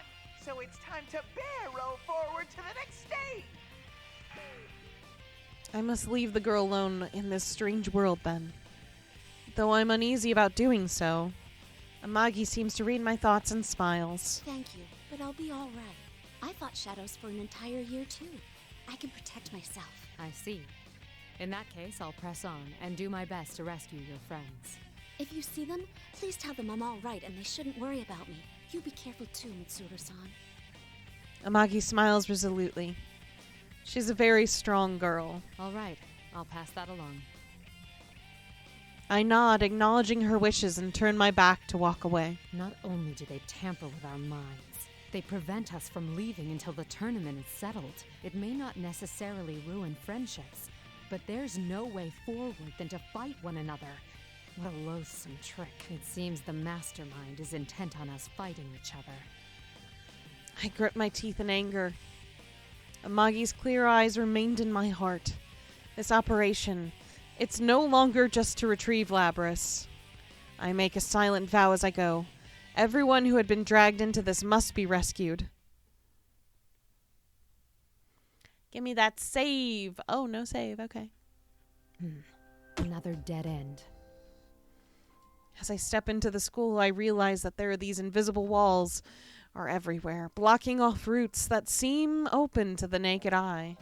Why is the thief who stole Labris gathering Persona users in this world? Not having a clear idea of their motivations is compounding my anxiety. Aigis and Akihiko may have been dragged into this Grand Prix as well. If so, we need to compare notes. If all goes well, we may figure out the location of the mastermind behind this that I failed to grasp earlier. After quickly confirming that there are no shadows nearby, I link my communicator with my persona. I focus my consciousness and send it drifting throughout the surrounding area. Hurts. So lonely. What was that? The presence is faint, and I can't tell where it is, yet I can definitely hear a voice. It seems I could sense it because of my secondary support capabilities, but when I focus harder, it doesn't seem that they're trying to communicate with me. It's more like the words and the intense emotions behind them are seeping out of the room itself, perhaps even from all around me. Eventually, the voice becomes clearer. I'm scared. And alone. It hurts. Why? Why won't anyone listen? I don't recognize the voice. Perhaps one of Amagi's friends. I didn't ask to be born a machine. Nope. How come no one understands? What's the difference between normal people's hearts and mine? A machine? Is that Labris? Well, I think we found her, ladies and gentlemen. I stand up and try calling to her. Labris, are you nearby? Answer me. But there is no answer. It seems that it's not because the voice's owner is nearby that I can hear her. It is subtly different from hearing voices with one's own ears, it's true. I focus my senses once again, but I still can't tell exactly where it's coming from. Not yet having a thorough command of the layout here makes it harder to pinpoint. Eventually, the voice fades. Only silence remains. Going by what she said, that had to have been Labris. Sounds as if her heart has developed further than we thought. Even Aigis, the latest model, required a lot of time and experience to develop the heart she has. So then why does Labris, who's been sealed from her development up to now, have such an advanced heart? I didn't ask to be born a machine. It pains me to hear that. The anti-shadow suppression weapons. Both Aigis and Labris were created as insurance for dangerous shadow experimentations, in case the subject should go berserk. The only thing that can stand up against a shadow is a persona, and being able to control one is an absolute necessity when dealing with shadows. Thus, they were given hearts in order to induce their abilities to use personas. But a weapon that has a heart contradicts itself. It was natural for Aigis to face that contradiction, and it caused her serious anguish in the past. We can't allow victims like her to be tormented by sins of the past, whether they're human or not. Newly resolved, I press on. Where are we going? The gym? Are we going to the gym? I continue through the school, still unable to contact Aigis or Akihiko. Ah, I was right! Good guess, good guess. The invisible walls seem to be leading me towards the gym. Compared to the one back at Gekukan High, this one is rather modest, but the chairs stacked to unusual heights and the monitors everywhere gives it an eerie air. Thank you. Ah, the monitor is switching on again. But this time it's not showing General Teddy. How strange. This appears to be a commercial for a fighting event. What in the... A succession of young men and women are introduced as participants. One of them I recognize as Amagi. They're wearing the same uniforms as Amagi. I assume these are the friends she spoke of. All of them are introduced with horrible epithets, but the Amagi I met in person was a completely different, sophisticated girl. I suppose the enemy made up all the taglines. Just as Amagi's introduction ends, the video suddenly turns off and General Teddy's face appears on screen. I had to completely rejigger the bracket to accommodate 3 new contestants. Sheesh. Sheesh! 3 new contestants. On the other paw, a tournament's more exciting with more people in it. But getting back on track, allow me to introduce your next opponent. When I enter, someone who had already been there turns around. His face. It was on the video a moment ago. Huh? There's people besides us here? You're... Holy crap, she's smoking hot. Ugh. thing she's wearing doesn't hurt either. Yosuke! You were in that video just now. What was it they called you? Captain Ressentiment? How come you remember that stupid title and not my real name? Figures I meet a knockout like this and she already knows about that. God, I wish I was dead. Oh my god.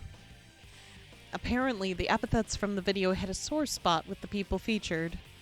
The nickname left more of an impression than his real name, so it just slipped out. At that moment, General Teddy appears again on one of the larger monitors inside the gym. How do you like your opponent? Why are you making us fight? What benefit do you derive from this nonsense? So many questions. I just want you all to suffer. Isn't that exciting? Isn't that fun? That's what this is about? No. If Labris is involved, there's more to it, isn't there? Enough jibba-jabba. Jibba Hurry jabba. and start the fight. Enough jibba Look at your jabba. opponent. He's ready, see? As the general smirks, a wave of discomfort washes over me. It's the same as the time with Amagi. As I glare at the monitor, thinking that more interference is at work here, I hear unexpectedly bitter words. Yeah, Teddy's right. I mean, you're the one who barged in here. Man, who'd come to such a dangerous place without hesitating? You really are an ice queen. I bet you don't have many friends, huh? Ooh! Ooh! It's happening again. The moment that noise kicks in, not only does my opponent's personality change, they begin speaking of things they shouldn't know about. It's exactly like what happened with Amagi. You talk as if you know me. Stop acting so calm and changing the subject. You seem like you don't know much about this world, so how do you plan to get out? Don't tell me you rushed in here with no escape plan. Oh man, seriously? You're nuts. People like you who obsess over responsibility and put all the burden on yourselves, you annoy the hell out of me. It doesn't matter how others perceive me. Yeah, that's what I'm talking about. Isn't that because you don't trust anyone?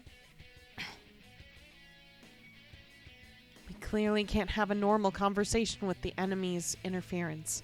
But even knowing that, I catch myself trying to argue the point.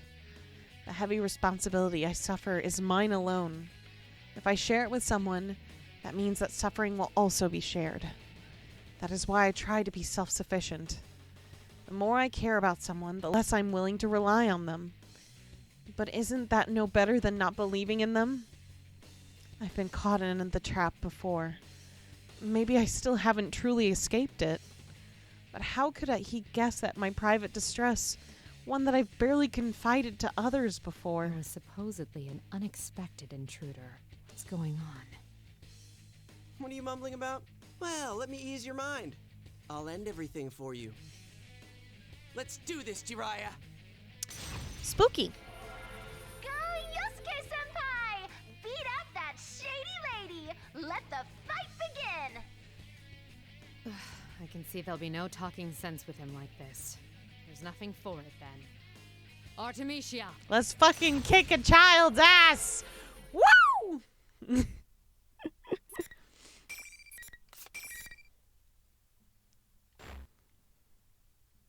I love just throwing sand at children. I think it's funny. I like it when they cry in pain, but not like just crying for no reason because they exist. But also, Finally. It does make me feel better.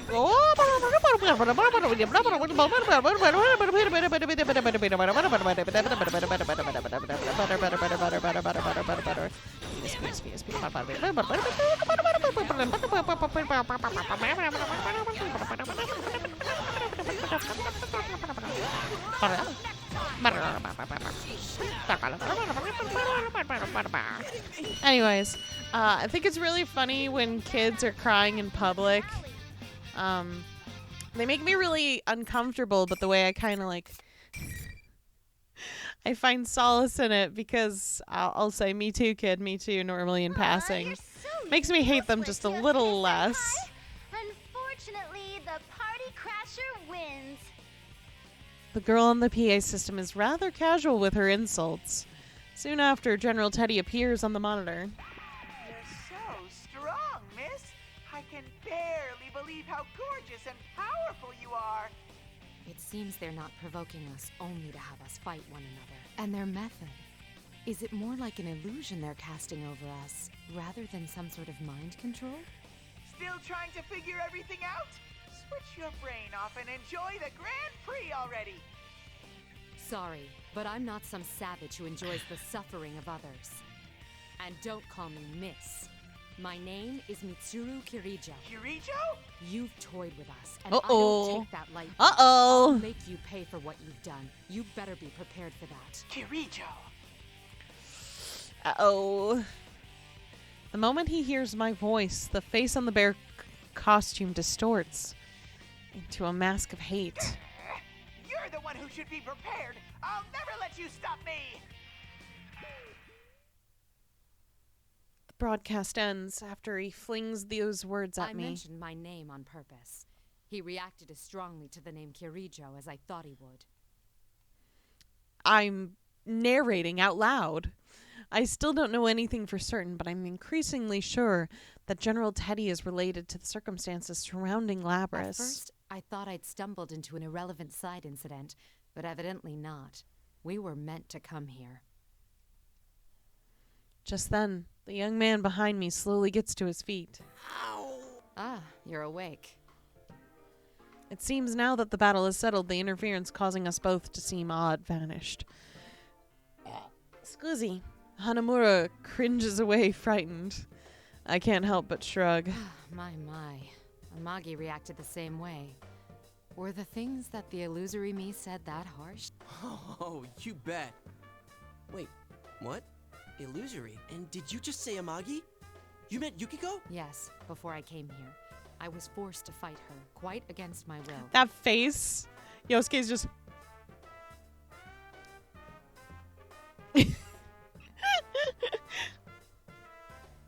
I explained the situation to him. I also add that she shared information with me on last year's case. That should help prove that I did encounter Amagi. Just on the off chance I asked Hanamura about Labras, but he seems not to even know the name. Once we finish speaking, he stands up and places a hand on the air as if touching something. Only the winner can move on, huh? I'm the only one who can feel this invisible wall thing, so I guess it's true. Ah, well, did you have fun, Beardy? Tell me about it. I'm glad you understand. I was worried you'd doubt me since I'm a complete stranger. Well, you didn't seem like someone who'd try and trick me. I mean, what's the point? I've lost now, so I can't go anywhere. Indeed. You're very pragmatic. The young man waves away my compliment. Nah, after what I went through last year, I just got used to coming smack up against insane stuff in this world. And Yukiko, my friend you met, she believed in you. So I don't mind trusting you too. Aww. Sane Yosuke for 5 seconds. I see. I can't help myself from smiling.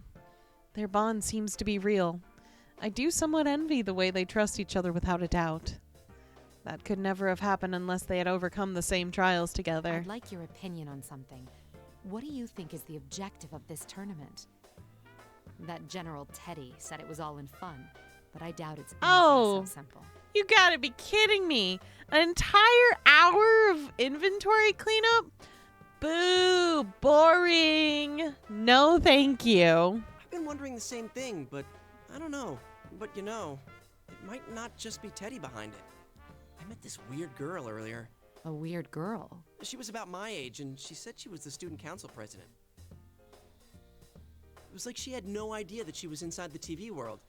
That doesn't seem very likely, does it? No, I doubt one could be unaware of such things. It's possible that she didn't come here of her own will. This may be a school now, but it doesn't always look like this. When normal people who don't have personas come in here, the world changes to reflect what they're thinking of. What are they going to use it on? Better equipment? A bigger boat? A bigger boat. It happened every time a victim was dumped into a TV last year. Maybe this time she's the victim. Even if she means well, she still could have a lot to do with the tournament. Girl, huh? Judging from the state of affairs, I'm beginning to think that the girl in question is Labras. Since Hanamura doesn't seem to know the details of my mission, It wouldn't occur to him that I'm searching for is a humanoid weapon with a heart. What did this girl look like? Did anything about her stand out? Huh? No, not really. She wore the same uniform as the rest of us. A magic bag? Like a bag of holding or like something else? A uniform. Considering how Aegis looks, it's possible that Labrys's appearance is quite close to human. But what does it mean that she's completely able to pass as human? Even Aegis has to wear clothes that cover her entire body in order for her to walk around town. Yet Labrys even wears the same uniform as them? Chalk it up to another unsolved mystery, I suppose. But after talking with Hanamura, it does feel like I'm starting to understand the bigger picture here. I see. Thank you. I'm getting a clearer picture of what's going on. I see. I'm sorry, but I can't stay and chat. I should be leaving now. Oh, wait a sec. Can I ask you a favor? Can you look after my other friends too? It sucks, but I can't get to them from here. That Teddy's really not a bad guy either. Sure, he eats my ice cream without asking and stuff, but he's not the type of guy who'd get off on watching people hurt each other. There's gotta be some other explanation. Don't worry. I was already thinking along similar lines. What we saw was an illusion. It may be that they're faced with the same situation. I see. I'll save everyone who's been dragged into this, including your friends, and this student council president. Thanks. Just hurry before someone else dies in here. Hanamura's expression, which had previously been bright albeit desperate, darkens noticeably. From all I've heard, last year's shadow incident revolved around serial murders.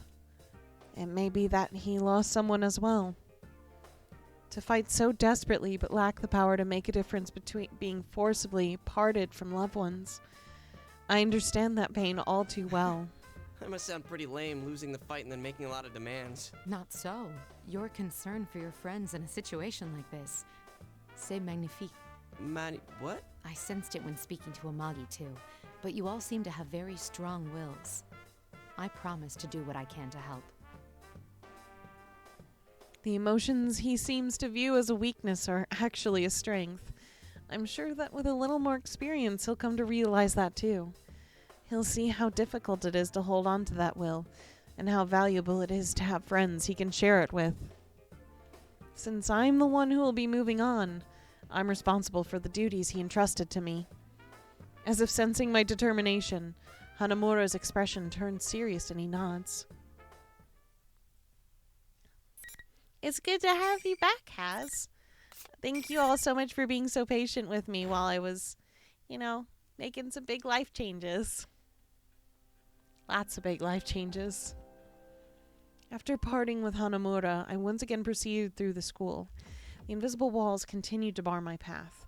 Undoubtedly, the enemy is leading me exactly where he wants me. Is there no end to this? The rules of the P1 Grand Prix are powerfully enforced. I tried to see if I could destroy one of these walls, but it doesn't seem as though I can. Scusi. Maybe if I used all my strength, but even if I do, I'll be locked into a fight if I happen to run into anyone. Either way, it didn't seem worth the trouble. I strayed from the suggested route on purpose to open one of the classroom doors. Double. I sense no enemies, and it doesn't look likely that I'll run into my next opponent here either. I should be safe. Once again, I link my communicator with my persona. This time, unlike before, my senses cleanly and smoothly spread outward. I sense two familiar signals. Akihiko and Aegis. They both seem to be okay.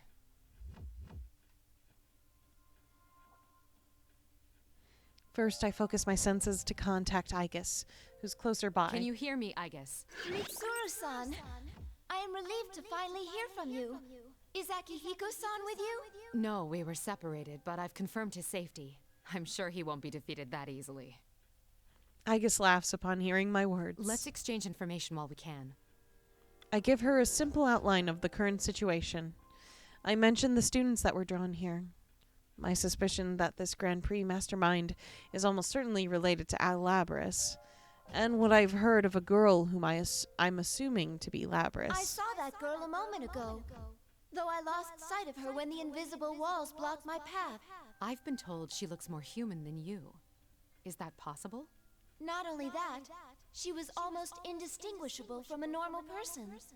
Yet I definitely sensed the personality module. I don't believe there's any mistake that she is Labrys. I see.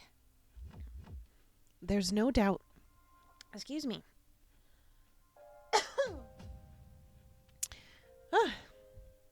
There's no doubt that General Teddy has strong ties to Labrys and the Kirijo group. But this girl whom we believe to be Labrys is apparently walking around unconstrained. If he can set up this many walls, it should be easy for him to capture her too. Don't worry about meeting up for now. Understood. I don't know how Labrys ties into this situation yet, but be careful. Uh-oh. Hello? I lost her. Agus's voice trails off as my connection to her dies out again. I wonder if the enemy noticed our conversation and took preventative measures. Though the voice I'm hearing now definitely isn't General Teddy's. Some other way. If there was, then... That's the same voice from before. Labrys, is that you? It's happening again. The voice reaches me through my persona ability, but I have the strangest sensation about it. I get the impression that the voice is seeping out of the place itself. Why are you laughing? What about this is funny? Who is she addressing? I don't want to fight him anymore. That reminds me. Hanamura said that the environments here are formed by the thoughts of those who enter this world. Could these be Labrys' innermost thoughts? Is that why everything about this place radiates her feelings? What do you think we are? For a moment, I experienced not just the voice, but a powerful wave of emotions. They bombard me through my persona senses. A strong sadness, confusion, despair. I can't help but fall to my knees, though nothing is assaulting me directly. How can I describe this weight? One possible explanation crosses my mind. She's not addressing anyone. These are her memories. I see. So that's what's going on. I think back to what General Teddy said. Making people suffer is fun. I dismissed it as a barbaric desire not worth thinking about too deeply. But in truth, what kind of horrors would someone have to go through to emerge with such a stunted perspective? I'm finally beginning. In any case, I must proceed on to learn anything. I redouble my resolve and begin walking again.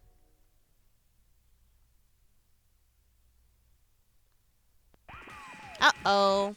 The monitor suddenly turns on, showing a smirking General Teddy. God damn. What are you getting so sentimental for? The Grand Prix's not over yet!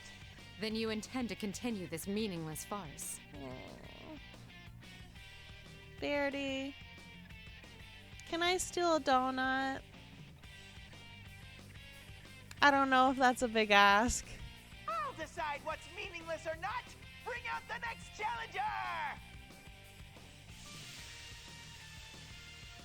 As soon as the general shouts, smoke gushes out, obstructing my view. Yay! Thank you! It seems he isn't willing to listen to reason at all. No, not that I expected otherwise. Who will I be forced to fight this time? I strain my eyes to see through the smoke. It looks like it's you. I remember that face. Naoto Shirogane. He was present as a police observer when Labrys was being transported to Yakushima. It was thanks to his quick thinking that we discovered Labrys and had been taken to Inaba.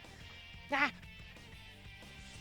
If our trip hadn't been disrupted by the hijacking, he probably would have been with us in Yakushima. But why is he here? Is a problem. I didn't think we'd run into each other so soon. Is this another illusion? No. Donut. Why are you here? Ow. I'll answer that question later. It would be best to say as little as possible for now. With that, the young man lifts a finger to his lips in a gesture to remain silent. Directly afterwards, that staticky sensation runs through my body. It's then that I understand what he meant. Once again, this noise would prevent us from understanding each other properly. He's probably already noticed the effect at work. Nothing we say right now could be called conversing. If we both understand that, neither of us need to talk when the other says personally. That's why I called for temporary silence. It's an amazing assessment given the brief time in which he had to make it. Before long, as expected, the young man before me undergoes a complete attitude reversal. Seriously, such impatience handling the grunt work yourself like this. Isn't micromanaging like this the style of an incompetent leader? One who can't see the bigger picture? This isn't how he truly feels. I say nothing. The silent treatment, huh? That's fine. I understand perfectly. You don't believe in people. Not a single one. You have friends and allies, but believing in them is a different thing. I suspect you'll never break down that wall. Shall I say it for you? You're actually scared to.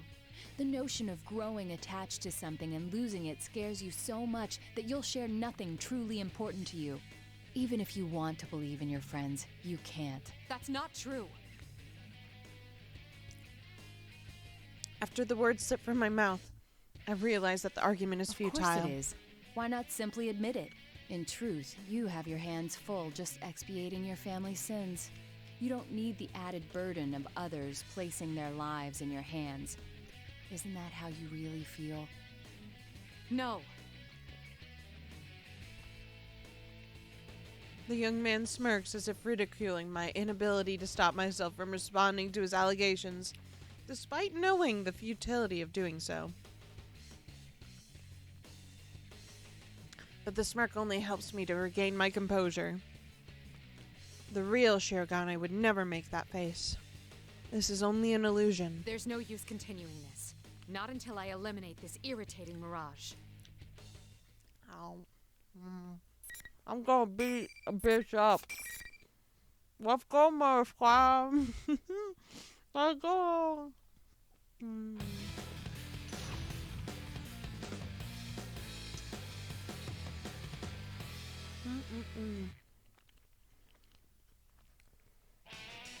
Final.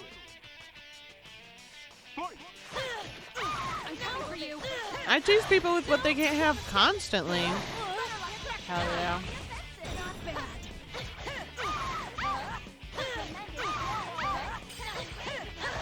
Damn, Nacho's screams are always so like sad sounding compared to everyone's.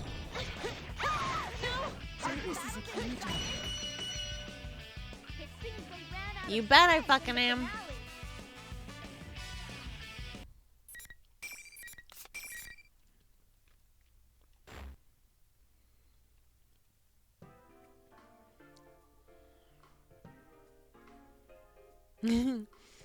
I honestly, I didn't expect you to bring the whole box of donuts. I thought you were just going to bring a donut. I turn towards the monitor on the assumption that General Teddy will appear to mock us. But for some reason this time he doesn't. I'm not sure why, but it at least allows us some time to calmly talk things over. I look towards the young man once again. Am I getting through to you now? Yes. The same goes for me, I presume. It seems we were spellbound until the fight began, as we both suspected. They disrupted our communications to drive a wedge between us and make us fight. Though it's a mystery to me as to where it draws such personal slights for the illusions before us. I agree. Because I shouldn't eat that much during a day. I know better. He seems to bear no animosity and is willing to discuss things. But to be honest, I'm not sure where we stand. Why is he here? I'm gonna burp. Yeah.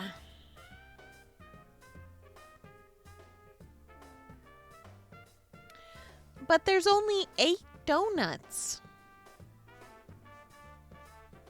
It's not a dozen. I can think of several possible explanations, but if he secretly followed us in, his canniness may prove dangerous. He gives a sudden wry smile,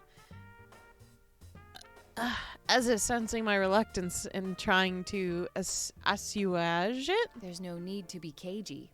I don't intend to dodge whatever questions you have. You were probably wondering 3 things when you saw me here. First, how did I enter this world? Second, what am I doing in Inaba? And third, If I came here looking for you, what are my true intentions? That's true. No wonder you've made a name for yourself as a detective. You're correct on all counts. The first answer is easy. You know now that I can use a persona, allowing me access to the TV world. As for the second, there's no great mystery why I would come to Inaba. I live here. You wouldn't happen to be acquainted with Amagi and Hanamura. You've met my senpai? Your friends. I gather that you're comrades who fought alongside each other during the serial murder case last year. I assume you entered the TV together for the same reason they did, and found yourself dragged into this mess as well.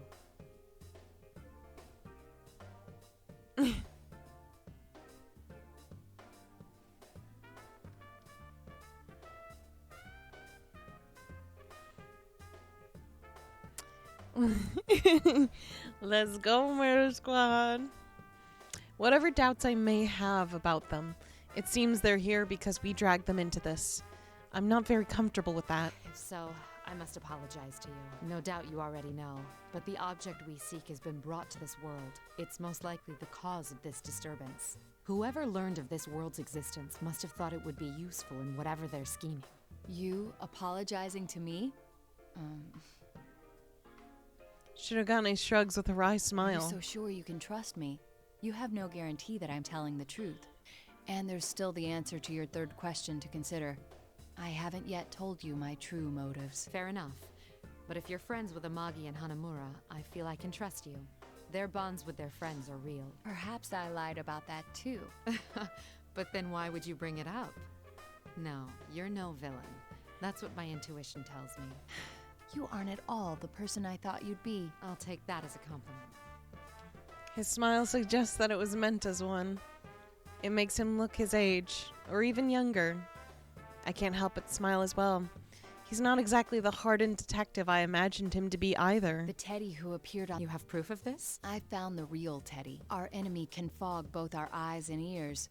It's possible they can make themselves look like someone else. I see. But I still don't know why they chose to take on Teddy's appearance. Upon hearing this, I sigh and close my eyes. It might be to make you all suffer. If they led you to believe your friend betrayed you, it would make this all the more painful. There's some truth to that, but it seems too simple a motive to warrant this elaborate of a disturbance. He's wrong. If the motive is somehow connected to Labrys's memories, what had been incomprehensible becomes completely understandable. My conclusion must have shown through my face, since Shirogane trails off in understanding. At that moment came something like a touch. It's a sensation I hadn't felt since entering this world, but I know this feeling. It's the effect of being brushed by a persona's informational support powers. This feeling. Rise-san! Rise-san, can you hear me? Naoto-kun? So you ended up here too! The voice that echoes is much like the voice I heard over the PA system, but it seems quite different.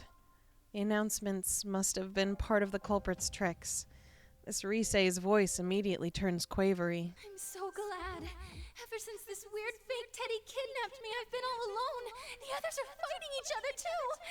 It's all right. Just calm down and tell me where you are.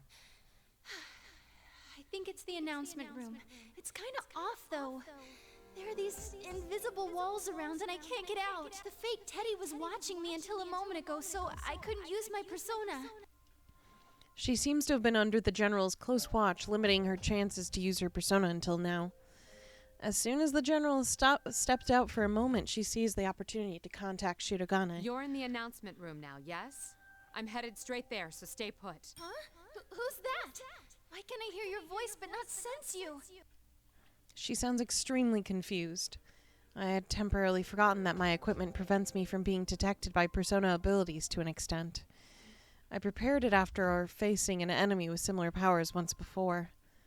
It works by making my presence difficult to detect unless they know me well and recognize my signature. Shirogane senses her confusion as well and introduces me to her. His introduction is accurate yet concise. I can see he's a first-rate detective. Mitsuru Kirijo. Wait, Kirijo? Are you that Kirijo? Yes, that's correct. The CEO? Not quite. I am the founding family's... You hired me for a commercial before. Oh, good.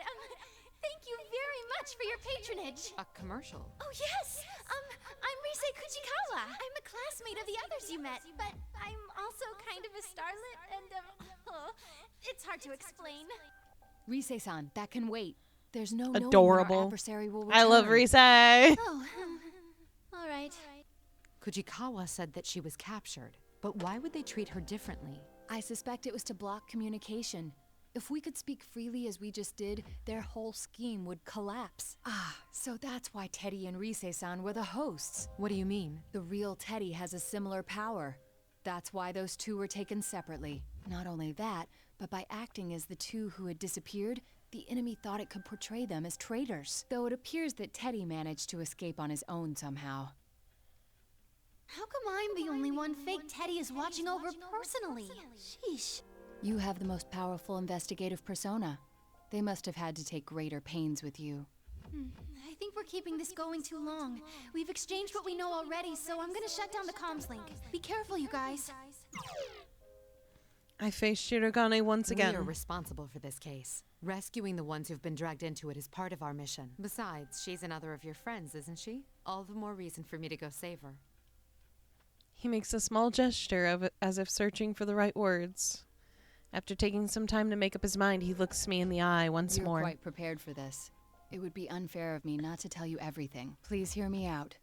The reason I came here was to... You're a real straight arrow. I cut him off intentionally. You're very proud to be a detective, no? I can see it in your eyes. You would never sell out your beloved justice. If you've done nothing to be ashamed of, that makes us even.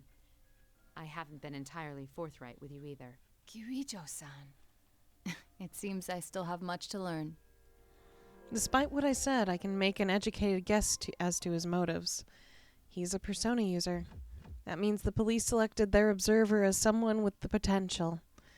If his only task was to watch over the transfer, there'd be no need to send a persona user, leading me to believe that he's been asked to secretly spy on me or my organization.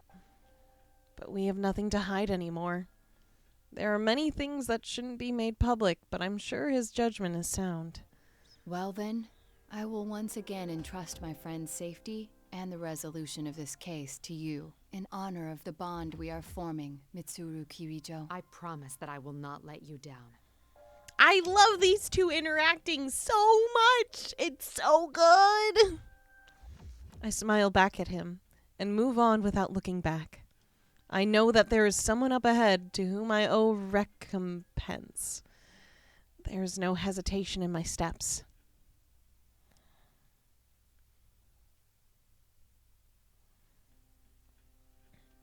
I reach the 3rd floor. After turning a corner and going on for a while, it finally comes into view. The announcement room. This is where Kujikawa was supposed to be. Are you Kirijo-san? Kirijo?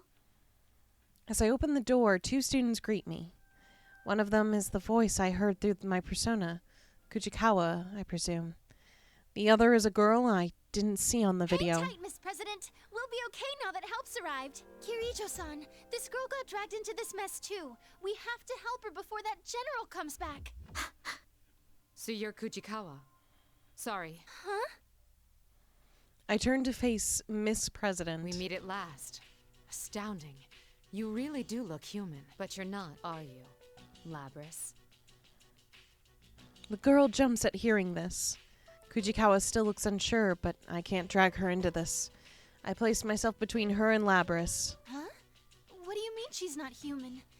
Isn't she a victim who got dropped inside the TV? Labris being a victim is one way to see it. But if what I've learned thus far is accurate, the one who set up this Grand Prix is most likely... Labris, our records show that you were loaded with special equipment. Undoubtedly a function that affects thoughts and scrambles recognition. That's why we saw and heard illusions whenever we fought. It would also explain General Teddy's appearance, and those who met you believing you to be human. Special equipment? Labris? What are you talking about? Labrys's protests of ignorance sound as if she's in denial about something she already knows. It's tragic hearing the desperation in her voice. I'm sure the reason why you captured 2 people with analytical personas wasn't just to keep them from interfering with your designs. I came to a realization when I noticed I was the only one who sensed that noise. An analytical persona's searches clash with your ability. They dispel illusions, so you needed to confine them. You feared that if they caught you off guard and used their persona's ability, this would happen. With that, I summon my persona Artemisia. Just as expected, noise immediately runs across Labrys's body. It's exactly the sensation I felt before each round in the tournament. Artemisia cancels out the force scrambling our senses, and the illusion begins to wear off. Little by little, the facade fades away, and her true appearance emerges. No! What's going on? This can't be. What was your motive, Labrys? Was it revenge in the end? I can understand why you'd hold a grudge. I caught glimpses of it on my way here. But your hatred should be centered on the Kirijo group. Why drag innocent students into your vendetta? Kirijo group? No. I don't want to remember. Never again. Miss President, Kirijo-san, she seems to be in a lot of pain. I don't know exactly what's going on here, but you can't push her any further. At that moment, Labrys grabs the equipment on her back that I had mistaken for wings. It suddenly separates and transforms into a giant battle axe that's larger than she is. Miss President? Get back! Labrys approaches one step at a time, her axe at the ready. Her steps seem uncertain, but she's moving with battle cert clearly in her mind. The injunction against harming humans has been removed? I see. No wonder she was sealed away. Behind me, I hear Kujikawa pleading. Is there no other choice but to fight? I won't let you do any more damage, Labrys. It's me you want. Shut up! Shut up! I like that! Ooh, I do get to fight. I wasn't sure if it'd be a to be continued.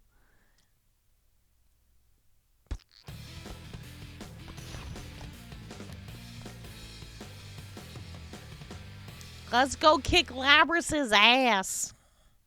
I'm gonna kick her ass. Oh my god. On guard! I'm coming for you. You want to stay? Better luck next time.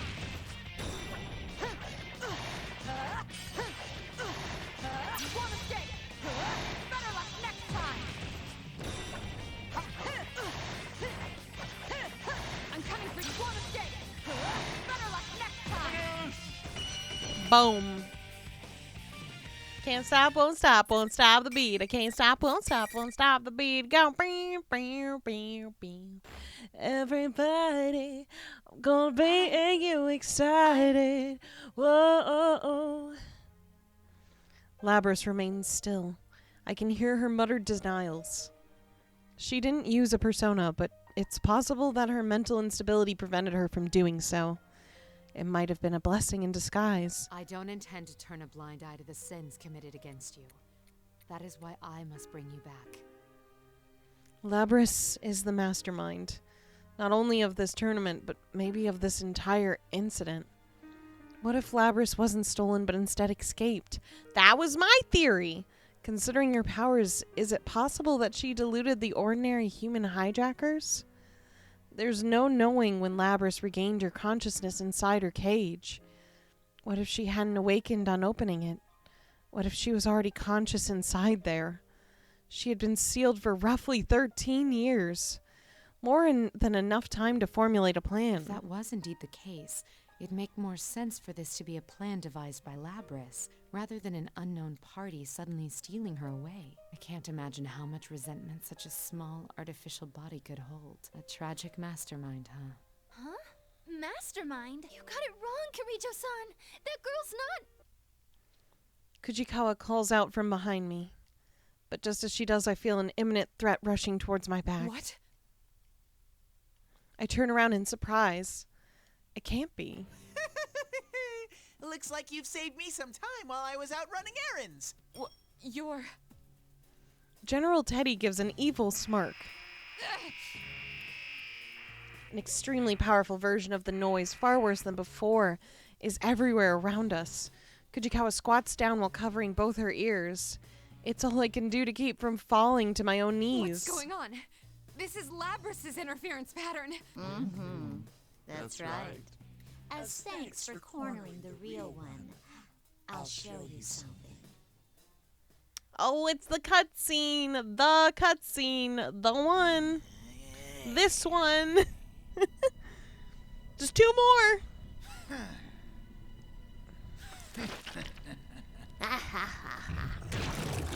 Goo.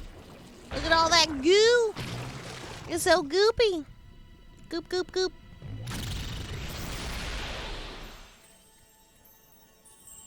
Sailor Moon. Insert magical girl transformation music.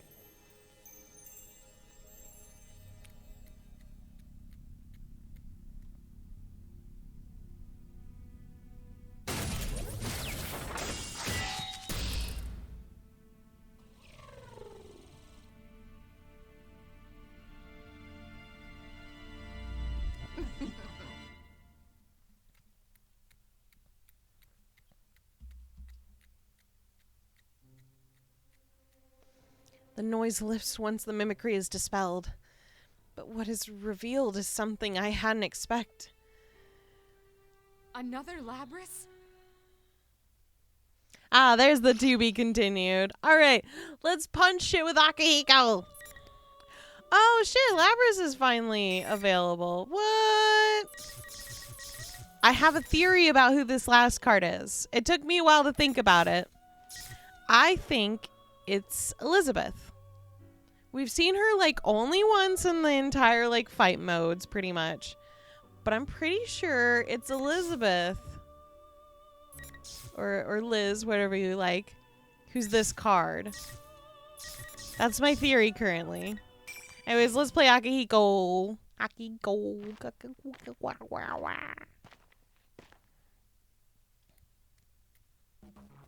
What the f- I'm a long way from home. South American Alley? Ever since I left Japan, I've been constantly searching for places to test my strength. Before I knew it, I wound up on an ass end of the globe. As I walk down a dark alley, a dry wind blows up. I can see people inside the buildings, but I don't sense any life here. Just because it's quiet doesn't mean that it's anything close to safe, though. Well, it just shows that not everywhere in the world is affluent. I sense a hostile presence from somewhere. I glance around to see 2 thugs smirking at me with narrowed eyes. Our gazes meet, and suddenly those thugs, a seedy-looking large man and a thin man, stand before me. Yo, bro. Haven't seen your mug around here. Oh, no. I don't know if this is gonna be weird or insensitive. Lucky thing we noticed you. Come on, man. Spare us some change. We just need a little, man. We'll double it in no time in that gambling den over there. You're in my way. Move it. The thugs are momentarily stunned by my answer, but their shock quickly dissolves into anger. And we were being friendly. I should have pulled this on you at the start. The large man's words produce a fusillade of spittle as he simultaneously whips out what he believes is his trump card, his penis. And I said, I suck dick every day, bitch. You don't scare me. And I got on my knees and prayed. It's a gun. He waves the muzzle in front of my face in a threatening manner. Body like that, and you gotta resort to a gun? To begin with, do I really look like I carry that much money on me? Ain't you Japanese? Most Asians stupid enough to come waltzing around here are loaded. Come on, give me everything you got, or it's gonna be your brains on the floor. The large man is quite short-tempered. I wonder if his mood swings are due to the lack of calcium in his diet. I guess you really don't get to choose what you eat when you live in a place like this. The large man apparently realizes that he can simply take my cash when I'm dead. His fat finger squeezes the trigger before I can reply. A gunshot rings out and sends a shockwave through the alley's dry air. Son of a bitch! The large man stands stupefied. He recollects himself and throws a few more rounds my way. What the? What kind of hit him? It's because I'm dodging his shots. Not the bullets, they obviously move faster than the human body. When a slow man uses a gun, the problem is that he has to point the gun where he wants to send the bullets. And I can see him doing that. I'm just reading his gun's movement and getting out of his line of fire before he shoots. It's that simple. I bet he thinks there's something wrong with the gun, or that he's not aiming well. Some people. I think he's the embodiment of the phrase, big head, little wit. He never realizes what's happening. I dodge his hail of bullets and quickly choose the distance to my attempted murder. I get a good look at his face, contorting in fear and confusion. Checkmate. I strike once, bearing my fist into his porcine gut. His body lifts off the ground for a brief moment before it collapses on the ground. The massive impact lifts a huge cloud of dust, and the man doesn't stir. You should be more careful who you pick your fights with. You bastard! The thin man pulls something from his pocket. I hear the loud click of a switchblade being unfolded. He drops into a crouch, coiled and ready to strike, like a fucking snake. The reprobate extends his arm and thrusts the dully shining knife towards me in the telegraphed attack. I get inside his arm and swipe the attack angle of the blade out for the way, with my right hand striking my left hand underneath his jaw.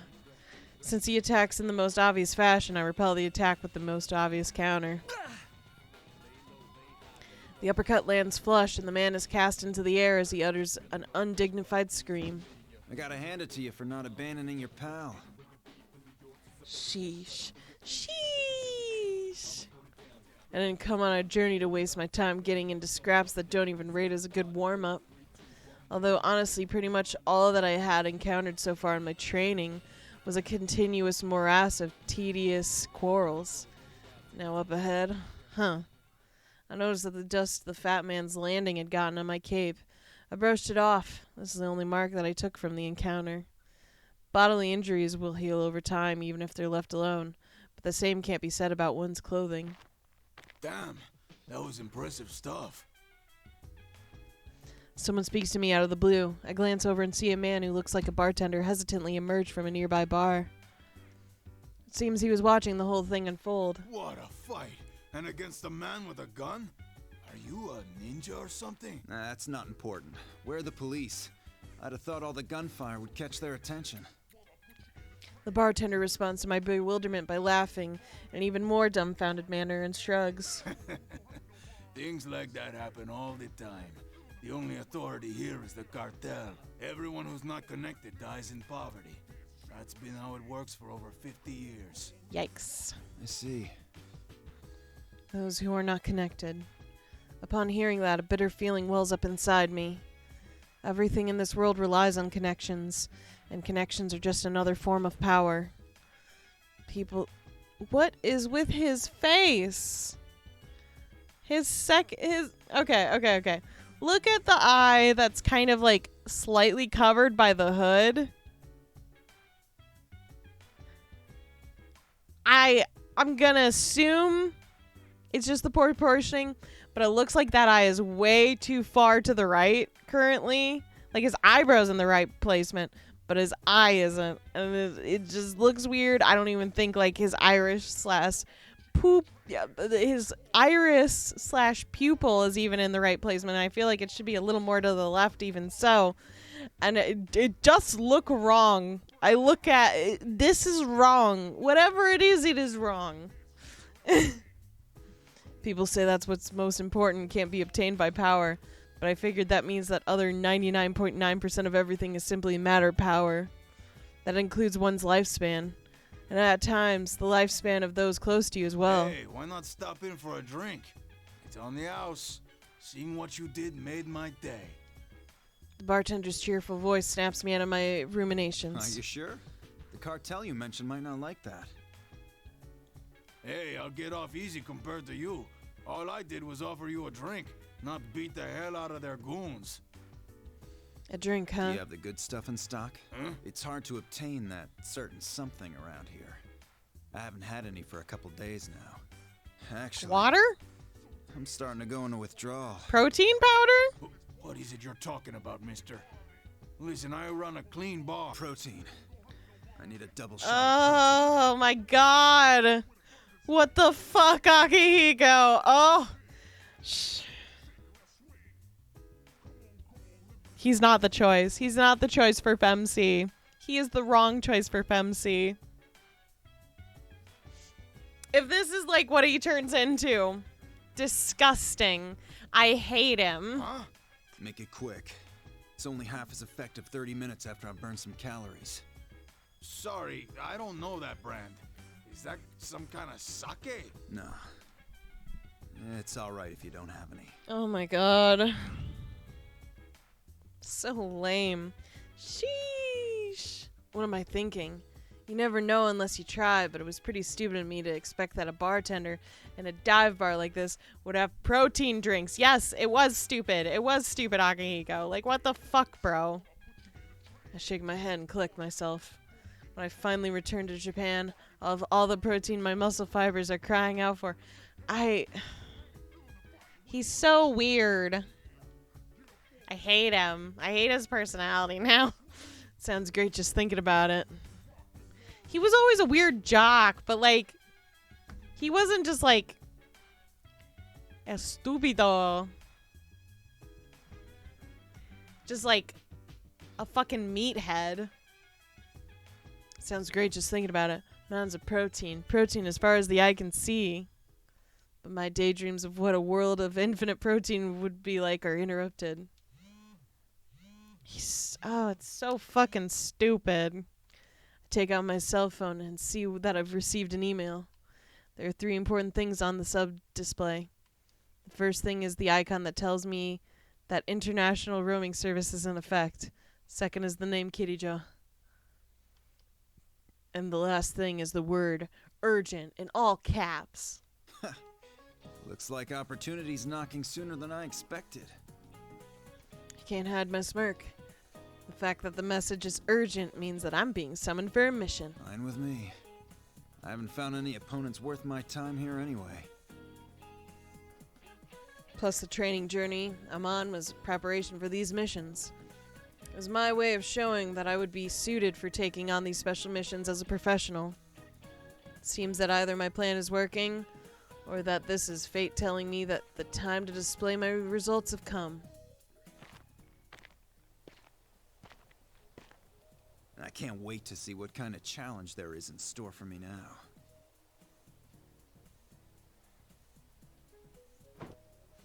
I imagined that what this unknown enemy could be, and thrust my left fist proudly towards the foreign winds. I can't keep my body from trembling with excitement as I plant my fist into my right palm. Yay! Or something. Early morning, May 3rd, Japan. I'm in an airport. After a flight that took over half a day, I arrive in Japan. Every time I fly, it always strikes me as how cramped the seats are, and how dull it is to be on long flights. I can't be doing sit-ups and push-ups during the flights. It's so lame, bro. Bro, you know, bro. Bro, I just want fucking protein, bruh. Considering that we're being placed in a hypoxic environment, it's a waste not to equip the seats with pec decks or give us access to some cardio. Oh my god. He went from having like a slightly charming personality to having protein as a personality. Like, it was bad, but it wasn't this bad. This is just sad, okay? This is sad and disappointing. Yeah, it's awful. Shinji's the way to go. As I head towards the available lobby while thinking about my ideal airline, I hear something I haven't heard in a while. A newscaster reporting in my mother tongue. Good morning. It's May 3rd, Constitution Memorial Day. Our top story today is an update on the hijacking 2 days ago.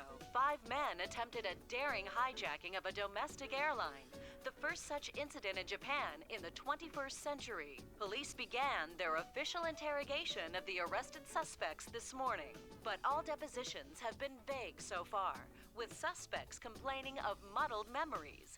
That must be the incident she mentioned in her email. 2 days ago in Japan, a jumbo jet bound for Kagoshima was hijacked by a group of 5 men. The hijacking attempted was quickly dealt with because of the hijackers' half-hearted planning, but there was a bigger issue. Unbeknownst to the public, the passenger flight that was hijacked was supposed to have a very important piece of cargo loaded onto it. During the confusion surrounding the hijacking incident, the cargo seemed to have been stolen before it was loaded onto the plane. The hijacking was just a smokescreen for their real crime. Scusi. Using a hijacking as a distraction for a simple cargo theft is pretty daring, but it's also desperate and risky. Scusi. My mission is to retrieve that cargo from whoever wanted it so badly. This isn't a situation that can just be left to ordinary policemen. This cargo is extremely dangerous, and the retrieval has to be done discreetly due to its sensitive nature. I look away from the monitor and begin walking again. My cell phone immediately begins ringing as if the caller was watching me the entire time. The name Mitsuru Kirijo appears in the sub-display. Mitsuru Kirijo. She's the one who summoned me here for the mission. I didn't tell her any details about my return flight, but she must have found the information on her own and called after learning of my arrival. She's still as prepared as ever. It's me. It's been a long time, Akihiko. I'm sorry to call you back on such short notice. Don't worry about it. I was at a good stopping point. Scusi. Mitsuru has much greater standing in the group than I, but we've been classmates since middle school, and she fought alongside me in my biggest battle. I have a feeling that the only reason we were able to pull through such an ordeal was because we helped each other back then. So, who's our next enemy? Don't be so impatient. You received the brief I sent you, right? What I didn't say directly in it is that the stolen cargo was from Ergo Research. I figured it would be Kirijo Group related, with you having to call me back. Most ordinary people in Japan would have at least heard of the name Kirijo. The Kirijo Group, a large conglomerate, one of a few within Japan that can boast a large market share overseas. Their influence is so ever-present that they touch many aspects of a typical citizen's daily life. Mitsuru is part of that organization. In fact, she's the only daughter of its founding family. She grew up with untold responsibilities and expectations, and has been forced to navigate tumultuous social situations ever since she was young. That is why she has a refined personality, maturity beyond her years, and strong leadership skills. Although the same circumstances also expose her to occasional surprising lapse in naivete. What was inside this cargo? The 5th generation anti-shadow suppression weapon, Lapras. An anti-shadow weapon? Does that mean... Yes, she's one of Aigis' sister units. She was sealed at the time of the robbery, but we think it's very likely that she's been activated by now. Which means there's a good chance there'll be a fight. Alright. Yeah, this would be too much for the normal authorities. Sounds like it'll be right up my alley.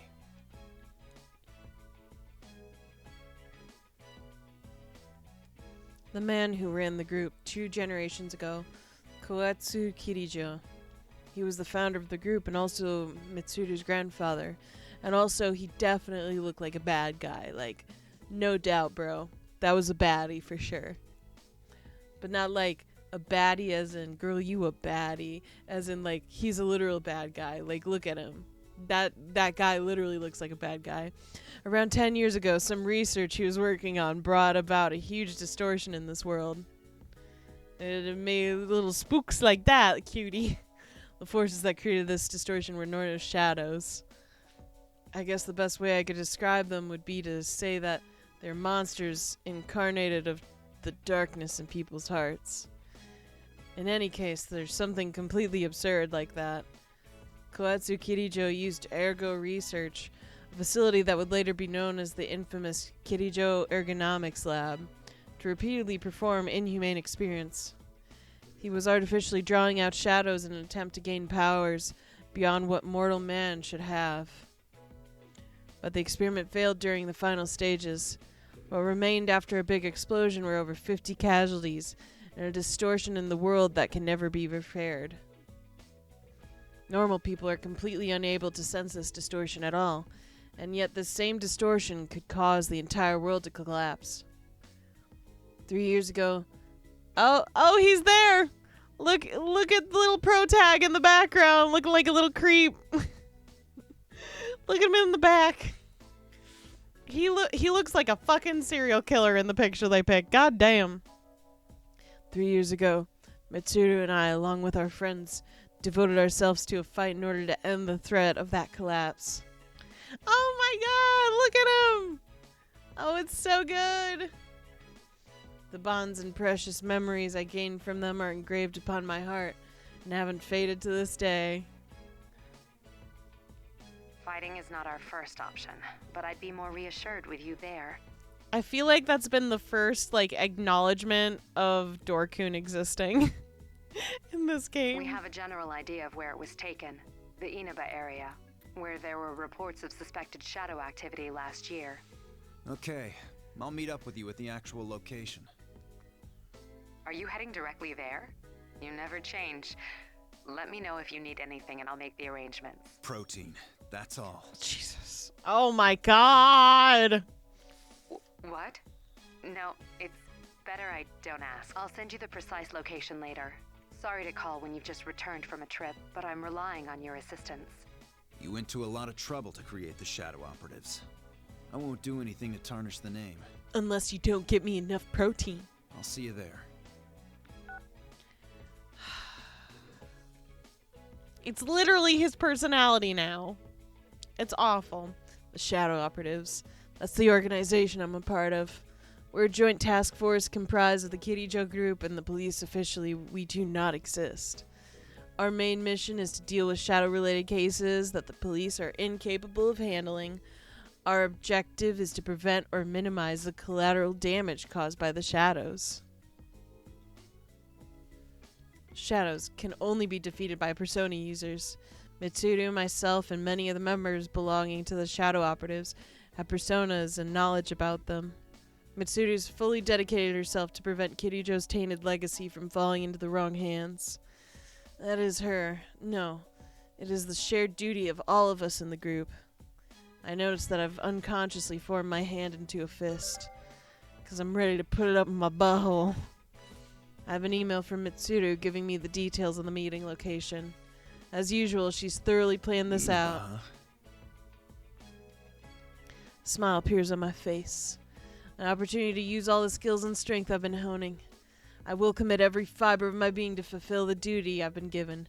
I couldn't ask for more. What did you hear? I didn't hear anything weird.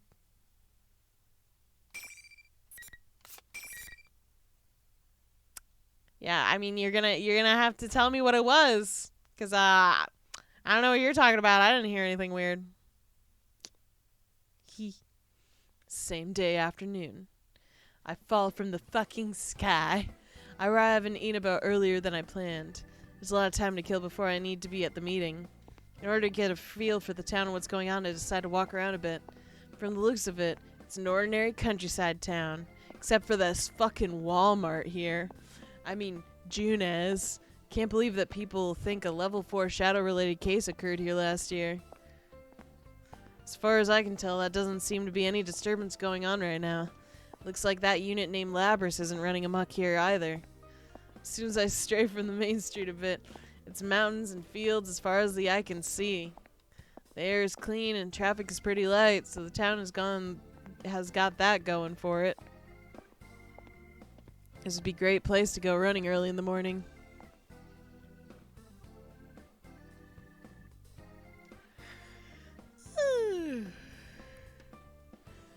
Wait for evening to come while exploring as much of the town as I can. Almost time.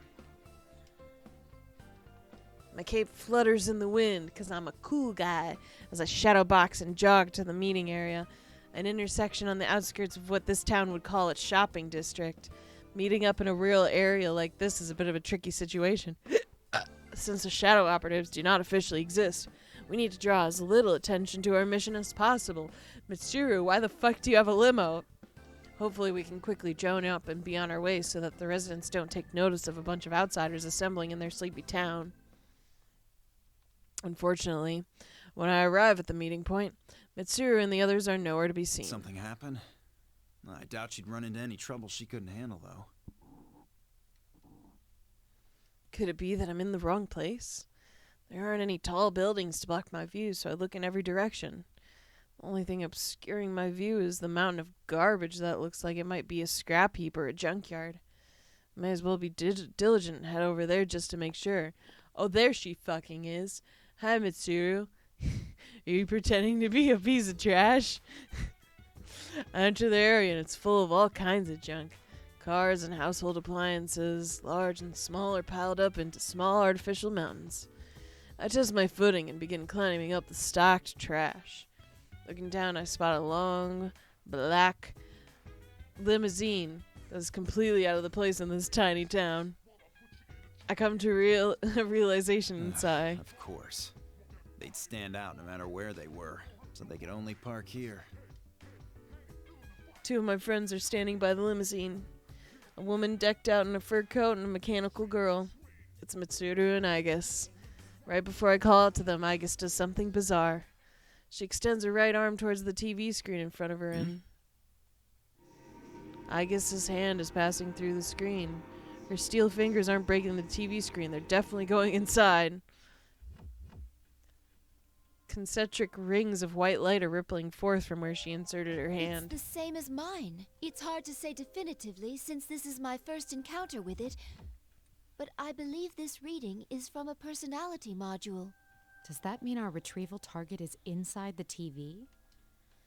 I don't understand how or why, but it seems that people can enter that TV. If that's the case, it would be the perfect place to hide stolen cargo. That makes things easier. Sounds like fun. The two of them look up in surprise. Is that Akihiko? I leap off the mountain of trash and land in front of them, because I'm a real cool guy and I gotta assert my dominance this way. You didn't show up at the rendezvous point, so I went looking and found you here. This whole TV thing is pretty interesting. You know, I just realized this bitch still has a fucking bandage on his head from like 3 years ago. Is this like a fashion statement at this point? Like, why do you have it there? Why do you have a bandage in the same place this many years past? Akihiko, what on earth are you wearing? Just what were you doing overseas? Thank you, Mitsuru. Didn't I tell you that I was on a training expedition? Don't tell me you came here from the airport like that. Does the concept of keeping a low profile mean nothing to you? Don't people normally train in like no shirt and a cape? Isn't the cape cool? I take a glance at Mitsuru and I can tell that she's summoning up her coldest stare. This clothing allows me to have much better mobility, sure. But I don't think Mitsuru's going to listen to my explanation. Look, he's got a fucking gun still. But like the cape, like... fucking weeb. Mitsuru-san, I believe we have lost the right to complain about that. Glancing at Mitsuru's clothing once again, I can't help but sigh. Since Igus had already voiced what I wanted to say, I decided not to make a comeback. Because if I wanted that, I'd take it off your mom's face! Mitsuru simply shakes her head and sighs back at me. Seriously, this is what happens when you grow up in a wealthy family sheltered from the lives that normal people live. Sure, Akihiko. Fuck you, but sure. Yeah, okay. Anyway. I slam my left fist into my right palm. Because that's what you do when you're like a monk subclass or whatever. Igus's sister unit, Labris. She's apparently inside a TV located in an obscure part of the countryside town. I gotta wonder, what else could be waiting for us inside? You can get inside from that TV, right? I'm so What are we sorry, waiting Beardy. for? Still the same Akihiko. We don't know the situation inside yet, and we'll need a secure means of getting out. So what? If we want to get this Labrys back, someone has to go inside, right? Well, that's... Mitsuru's at a loss for words. I know that I'm voicing my opinion more forcefully than she's used to, but it's what I have to do. I know Mitsuru well enough to sense when she needs someone to prod her into action. Wanting to exert control over every situation is a commendable trait, but in certain situations, waiting doesn't allow you to seize any more control. It also gives your opponent more time to prepare. Our target hijacked a plane to throw her into a TV in this town. If we sit on our hands, it's possible we'll be put in serious danger. I lock eyes with Mitsuru and take a step We're towards her. different from how we used. That's why I traveled around the world and trained harder than ever. And now that something's actually come up, you're hesitating? We agreed to do this. I'm ready to stake my life on the mission. 3 years ago, I had said that it was my duty to help in the fight. But looking back on it now, I know that a lot of things were just for kicks. Seeing myself definitely become stronger and experiencing all that personal growth was incredible. Becoming stronger felt like it would satisfy some deep desire within me. And if I died giving my all against a really powerful opponent, I didn't really mind the thought of going all out like that either. I was honestly fighting for myself more than anything else. But now, something has changed in me. I want protein. I wandered around the world with something in the back of my mind constantly nagging at me. Something about not having a grasp of some part of me. I know that I want power. The power to protect others. But that feeling has always been there. There's still something, though. Something different. A few seconds of silence pass, then Mitsuru's eyes narrow. Her eyes are filled with a steely determination. All right. Wait right here. I need to go make a phone call first. Okay, but make it quick. Mitsuru heads towards the long limousine with a wry smile. I turn my gaze towards the most prominent of the illegally dumped TVs. As I reach out towards the screen, my fingers sink into it exactly the same way as Aigus's did. My fists are ready for action. Excitement wells up within me as a reaction to the new sensation I feel from my fingertips.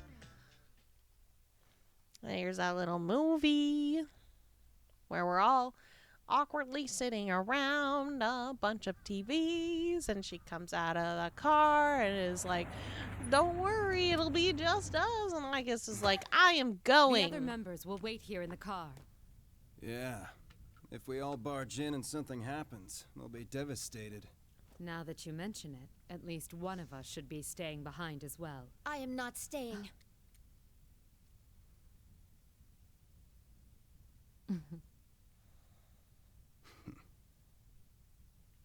Us three will be plenty. We'll end this in a flash. No problem. The same as always. Although, we have no idea what might be waiting for us on the other side. Don't get careless. Right.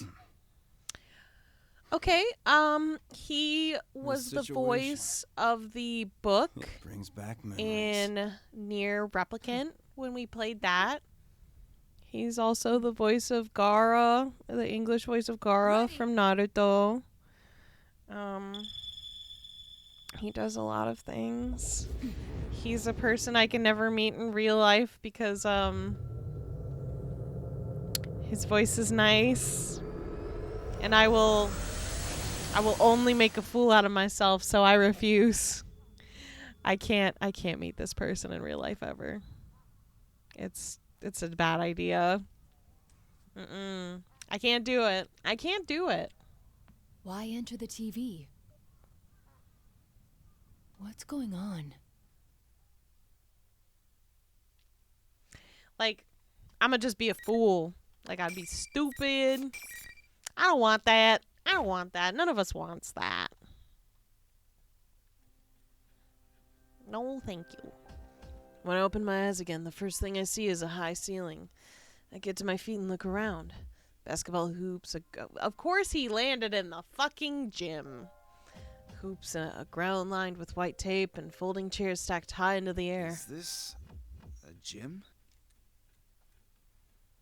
What I'm seeing now isn't matching what I expected to be seeing. If my memory is correct, I entered the TV with Mitsuru and Aigis. Is this what's inside of the TV? Then it hits me. This isn't reality. Everything looks extremely real, but I sense odd presences nearby. I brace myself inside this oddly quiet gym. If I'm the only one here, I must be cautious. I'm alone? I suddenly realize that Mitsuru and Aigis should be here too. They came into the TV with me, but they're nowhere to be seen. Did we get separated from each other as we were falling in? No, it's more likely that we were separated intentionally. Well, I don't really need to worry about them. I'm pretty sure that they'll be able to handle anything in here on their own. Even if something does attack them, those two will just counterattack with icicle executions and machine guns. This feeling in the air reminds me of somewhere, though. I felt this harsh atmosphere before. I dig through my memories. Oh, that's right. All the years of my life that have gotten evaporated from being in Tartarus as a child. That's right. This is what Tartarus felt like. The tower full of shadows where we did battle 3 years ago. Since this area is unfamiliar, and I'm assuming hostile, there's no knowing when the enemy may attack. But waiting around to get ambushed isn't really my thing. It's time for me to get moving. Just as I think that. Teddy! Why am I excited? Is Protein more annoying than Teddy to me? Oh no. That's a thought.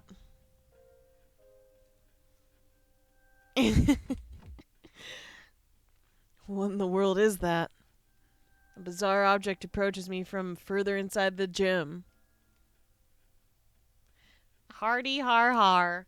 I don't know. I guess like I'm not really bothered by his like little feet noises. His little bop bop bop bop. But also Akihiko's really annoying me right now, so I will take anything. It's red, blue, and round. On top of that, it's walking on 2 feet. I've wandered all across the globe to different regions, but I've never seen such a bizarre creature as this. Huh? There's a weird guy in a cape. Weirder still, it's able to communicate with me. You think you've got the right to call me weird? You seem suspicious. How rude! I'll say the same back to you. Being half naked and wearing a cape is totally suspicious. I agree, Sam Riegel, talking to your best friend Liam O'Brien. Could this be the... You're making no sense at all. Who are you? Oh, don't tell me. Are you a shadow? Huh? I'm Teddy. Teddy! So you are a shadow. I just said I'm Teddy. Teddy! It's easy. No bear has fur that color. Or can talk. How cruel. I'm an adorable, sexy beast. Never mind, I hate Teddy. I hate Teddy more. Oh, you're fine, Jamick. I'm just glad to have you around. Teddy? Does that mean he's different from an ordinary kind of bear? Oh, you've missed me complaining about Akihiko being protein-brained. Like, protein is his fucking personality. Suddenly a monitor nearby springs to life. What appeared on it was also red, blue, and round. It's another bear thing, or to be exact, it was also Teddy. I can't have you wandering about on your own. You're such a troublesome bear. You're the troublesome one! How dare you do whatever you want while looking like me! It's a violation of my image rights! What's going on? Are you twins or something? Huh? I've discovered an unknown, half-naked caped man! An intruder! Unexpected!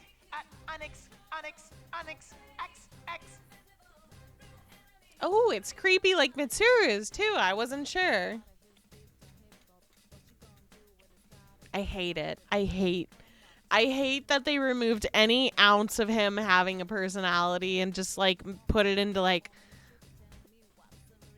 protein. I hate it so much. Suddenly, the sound and image on the monitor gets corrupted. Just when I thought I was going to start figuring some things out about this place and those creatures. Like, he was already kind of a himbo, but, like, at least he was an attractive himbo. This ain't it. This ain't it, man. I feel like this is a male's interpretation of what everyone liked about Akihiko. Is my best way to explain this. Because, like, a lot of women liked Akihiko, I feel like. At least people I grew up around and played Persona really liked Akihiko. And I feel like this is a very cis male version of being like, ladies like Akihiko. Let's boost up the things that they like about Akihiko. And they just took the worst parts of him. Is that some kind of ruse? The monitor pops back on. Once again, it was Teddy's. Ugh, that's too confusing. I'm just gonna refer to the TV bear as Bear 2. People in a lot of overseas cultures and suffixes are like the second or the great onto their kids' names, so I figure I'll go with something similar. I'm in some crazy TV world, so I'm not gonna assume that these guys are Japanese. Like, Bear 2's gonna care anyway. I've wasted enough time rationalizing this. Bear 2's eyes gleam in a sinister manner. He starts speaking clearly now. Case 04, unintended intruder. Entering elimination process. Elimination, huh? What's Redline? I don't really have any clue to what's going on yet. But I do know that Bear number 2 has just won the right to be the first one here to taste my fists. I don't know exactly what's going on, but I've seen enough. Looks like you're the enemy here, Bear number 2.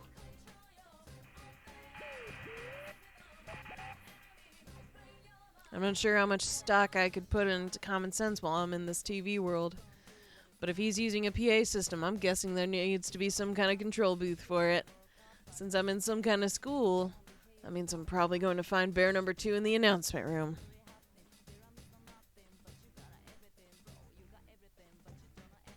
He's been in so much shit, and that took you that long? Jeez, Haz, consume more media. If Labras is inside here, and if Bear number 2 is running this whole event, he's got to have some kind of information about her.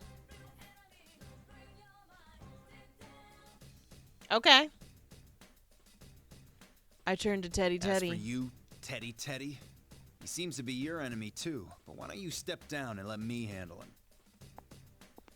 I proceed to walk off in search of the announcement room, but... No way! What?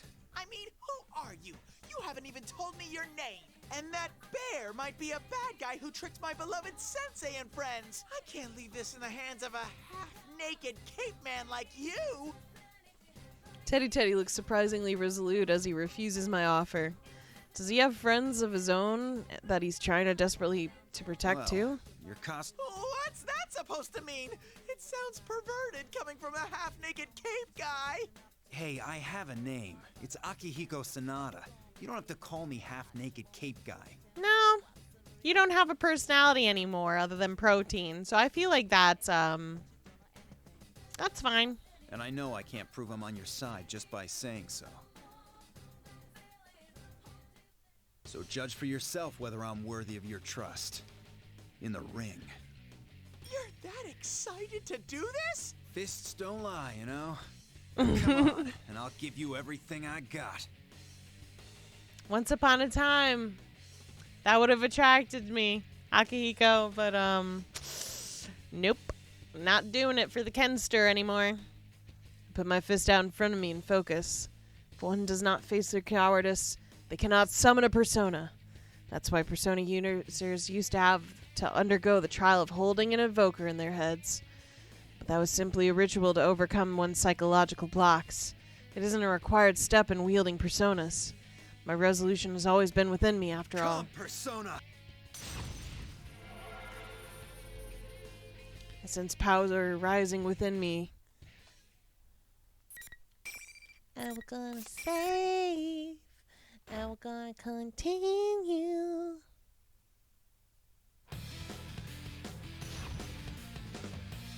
It's barely started.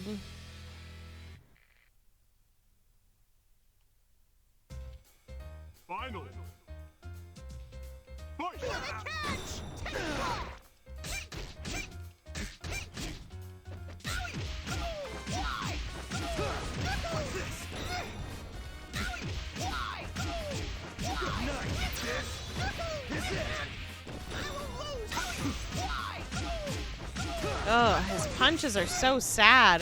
Akihiko, for all those training moments, this is all your fist can do?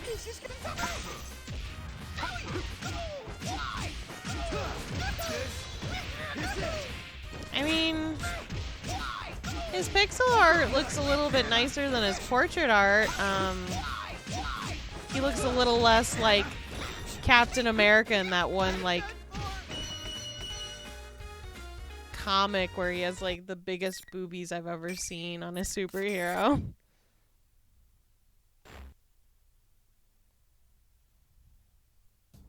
The intruder He's not is very a persona good. user. Difficulties in elimination. Acknowledging as valid target. Bear number 2 is muttering something on the other side of the monitor after watching our bout. Seems that I've been officially promoted to the rank of valid target. Persona user. Are you talking about me? What do you mean by valid target? Irregularity has occurred. Multiple intruders detected. Emergency. Emergency. Oh, I know! I've just had a fun idea!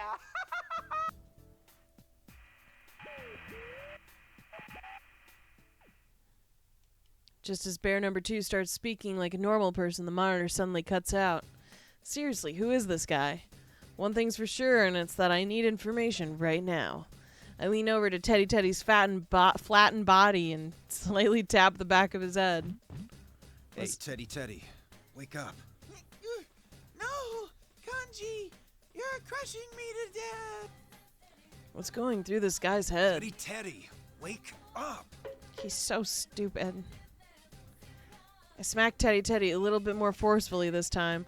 Like, look, he's just practically got Captain America's stupid titties. Like, I'm so disappointed. Sorry.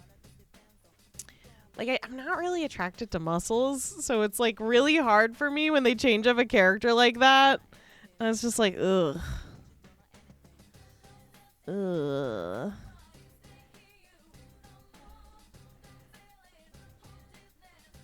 I was worried that it might make him even flatter, but that's a risk I'm willing to take. Ah, look at him. Looks like that did the trick. Teddy gets up using whatever weird stomach muscles he has and yells at me while still in a flattened state. Hey, if you hit me so hard, you'll ruin my beautiful coat Amazing. of fur. I'll go bald. And it's just Teddy, not Teddy. This is getting to be a pain. Teddy purses his lips and looks away with a huff. I wanted to demonstrate my sincerity with my fists. There's no doubt that I did that.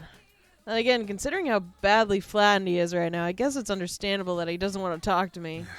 Well, maybe I went a little too far. Let me at least talk to you. I have important business here, too. I need as much information as I can get. Aren't you going to say sorry? Don't push your luck, or I'll pull out all your fur. I was just joking! Well, I am a knowledgeable say it, bear, Kenny. so I'll make an exception for you and listen. Hey, I'm the one who won. Where does he get off with this attitude? It doesn't feel right letting that slide, but I don't want him to get all pouty again. Take a deep breath and turn to face Teddy once First more. off, what kind of world is this? It's the TV world. Well, at least I was right about that. Teddy then went on to explain that there's a mysterious TV program called the Midnight Channel that only appears at midnight. A TV broadcast is caused by this world inside a TV. Seems that Teddy is back to his original appearance, or rather his original thickness. He's like a big stress ball. That's hard to believe. But even if that's true, why does it look like this? Is this supposed to be a school or something? This is probably the school that Yosuke and the others go to. It's a real place? This world changes whenever someone comes here. I'm not sure why it's a school now, though. It changes when people come here. I used to live here for a long time, so I saw it happen a lot. You lived here? Well, does that mean you're from this world? What are you? That's, Teddy starts clamming up all of a sudden. He started getting nervous when I blurted out the realization that he was living in this world and that he wasn't human. Embarrassed about being different from humans, huh? definitely doesn't look human.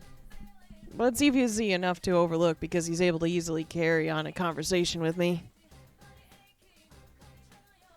His fist definitely had a heart. I guess immediately springs to mind. She's a machine, but she also has the same heart as a person.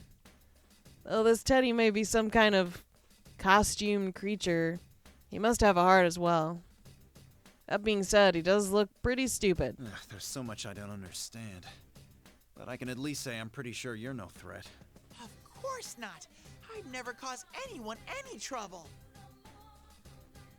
If you know this world so well, does the name 5th Generation Labrys sound familiar? I've never heard of it. Every day's great at Juness. I usually spend my time there. Every day's great at your Juness. When I came to, I was locked up here. I managed to escape, though, only to find that an imposter Teddy was causing a bunch of trouble with his P1 Grand Prix. He was bummed out a minute ago, but now his face is bright red and there's steam pouring out of his head. This guy is a real piece of work. That guy who showed up on screen looked exactly like you. He calls himself a Jenner, but don't confuse me for that phony. The real Teddy is made of all natural bear fur. If that was someone in disguise, there must be a reason he's trying to look like you. Ooh, I know. It must be because he's jealous that Sensei and everyone love me the most. But he's not 1/1,000,000th as cute as me. Anyone can tell he's a Yeah, it's totally obvious. I recall what Teddy said about the Midnight Channel earlier. Some of the things that happen in this world are broadcast to the outside world. If that's the case, then misinformation may be spread and people could be confused or misled.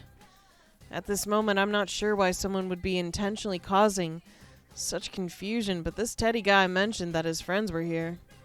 If Bear number 2 is in opposition to them, then it's not too big of a stretch to imagine that he's trying to turn them against each other. All right, one last question. Of course! That was one of my specialties. I always helped other people when they needed to leave, but it's not working here for some reason. I'm losing my confidence. This is one bear of a Ted-ache. Ooh, that was an advanced joke. This is no laughing matter. You won't be able to get out like this. That wasn't advanced at all. Sheesh. He did give me valuable information, though. I now have somewhat a grasp of the situation. My main objectives of retrieving Labrys and escaping from this world. I won't be able to accomplish either of those things as it stands. And all we can really do on our own is speculate. So Bear number 2, the general was it? I'll have to pound some more detailed answers out of him. All I need to do is keep moving forward. And if I'm gonna move forward, I don't see the harm in doing it so quickly. That's it. You're coming with me. I'm assuming that I'm probably going to need this guy's help in getting out of here later, so I grab the back of Teddy's head and sprint forward. But just as I'm about to exit the gym, Teddy gets completely stuck on something. You're gonna tear it off! I look behind me and Teddy is wildly flailing his arms around. But I don't see anything holding him back. What kind of trick is this? Hey! You almost made me lose my head! Ignoring the huge fuss Teddy's making, I reach over towards where Teddy is stuck. But I don't feel anything. Guess I'll just have to try again. What the fuck, Akihiko? I pull the back of Teddy's head towards me with the full strength. So mean. He's definitely stuck on something. For a moment, it looked like the zipper on Teddy's neck warped. Whatever, it's probably just my imagination. Huh? Looks like there's a wall that I can get through, but you can't. What a bizarre place this is. Says the half-naked cape guy who pulled at my head so hard it almost came off! Oh well, I'll have to leave you here. Make sure you don't go anywhere alone, you hear me? I can't burn any more time here. As I turn my back towards Teddy to proceed on, his yell echoes inside the gym. I won't let you abandon me! I get lonely real fast! I'm coming with you, Oof. An enormous crash reverberates throughout the area. When I turn around, I see a flattened Teddy fluttering to the ground like a sheet of paper falling off a desk. He must have gotten a running start and slammed right into whatever there is at full force. Did he just run headfirst into an invisible wall without even thinking about how much it would hurt? Huh. This guy said that the general is an enemy of his friends. And because his friends are at risk, he can't just leave everything for me. His lack of regard for personal safety may be because he's so worried about his friends. He behaves oddly, but once you look past that, I can totally empathize with him. I empathize that he's a terrible character and should have never been created. I'll come back for you when all this is settled. Just hang tight, Teddy. I know it's a tough situation. I hurry to where the enemy is, for my mission and for the sake of Teddy and his friends. I run so far away. Try to get away. When I step outside the gym, I hear a cheer from somewhere. The voices seem to be coming from outside the school building. Did a large number of people come to this world? This place is supposed to be a world inside of TV, but this kind of seems like the real school. Feels like an event, like a culture festival or field day. There's still so much about this place that I don't know. There are many parts of Teddy's explanation that I couldn't grasp. I need first-hand knowledge. I need to see things with my own eyes. Step out to what looks like the school's main gate and check the nameplate. Yasagami High School. I remember seeing that name in the report on Inaba. So what Teddy told me was true. This place seems to be based on a high school that actually exists. But why recreate a high school building inside a TV? As I'm taking stock of my surroundings, a high-pitched girl's voice emanates from a nearby speaker. Ladies and gentlemen, what will the next match be like? An abrupt and confusing school announcement. Cheers arise from somewhere, seemingly in response to the announcement. I sense the presence of others. When I look around, I notice silhouettes and students that seem to be watching from all angles. Are they human? They certainly look like they're human, but I don't sense any life in them. No matter where in the world I went, people were excited about a battle, had a certain spark to them. These guys don't have it. Wow, this is one fired up crowd. Hi everyone, I, Rizette, will be your commentator. But first, the general would like to say a few words.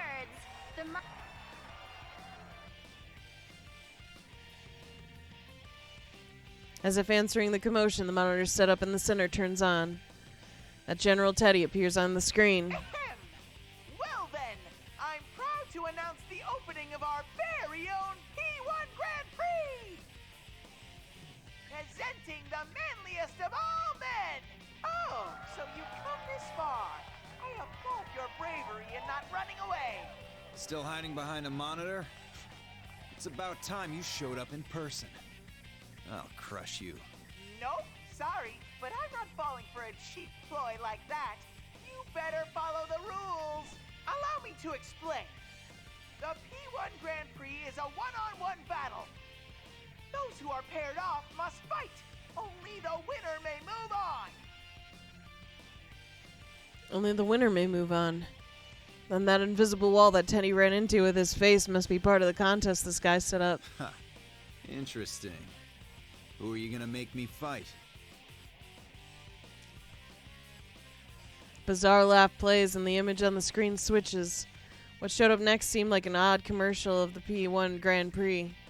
If someone produced a video like this for the event, does that mean everyone here is willing participant? From the looks of it, they seem like ordinary students. I just don't think everyday students like this would be involved in the hijacking of an airplane and the stealing of Labrys, but... Huh? Who are they? I don't have to answer that. Give me the beans! Thank you so much for resubscribing, Jamick. Oh, look at your egg! Your egg is cracking! Ooh! You're gonna hatch soon! Sorry, but I don't have time to play along. I'm taking back Labrys. You are? Huh? The general on the screen looks shocked by my words.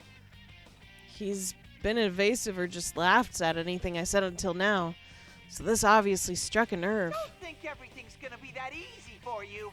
You all should suffer, and suffer, and then suffer some more!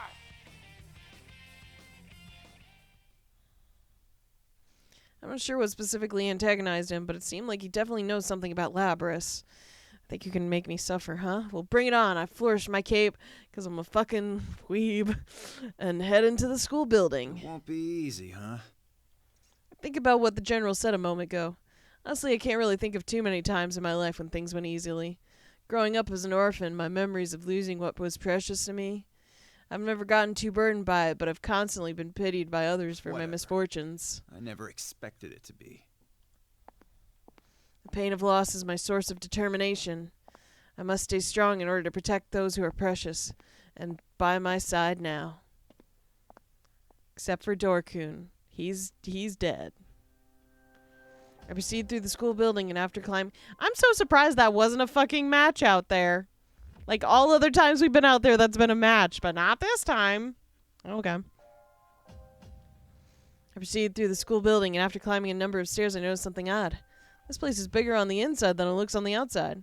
Always don't turn in the direction you expect based on how the outside of the building looks, and the way the classrooms connect with each other is bizarre as well. This is what I'd figure another world would be like. Huh. I reach towards the upcoming corner and come into contact with an invisible wall. I see, so this is what prevented Teddy from following me.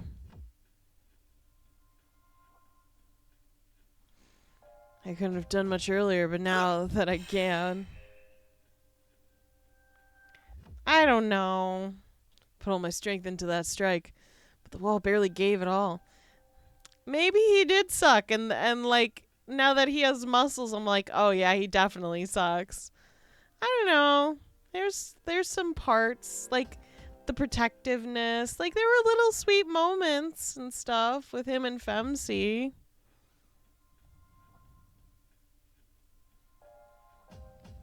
Oh no! Well, I mean, I hope that might be good cries too. It's interesting to hear, though. If it shakes, that means it's taking some damage. If I keep attacking it, I may be able to break through the portion of it and punch my way out. But I really don't know how much of this whole charade I can break through by destroying these walls. It wouldn't be a smart way of expending my energy. That's when something catches my eye. A window. When I reach towards it, the invisible wall doesn't impede my progress. I knew it. Whoever set this up only thought about blocking people's paths. Anywhere there already was a real wall got overlooked.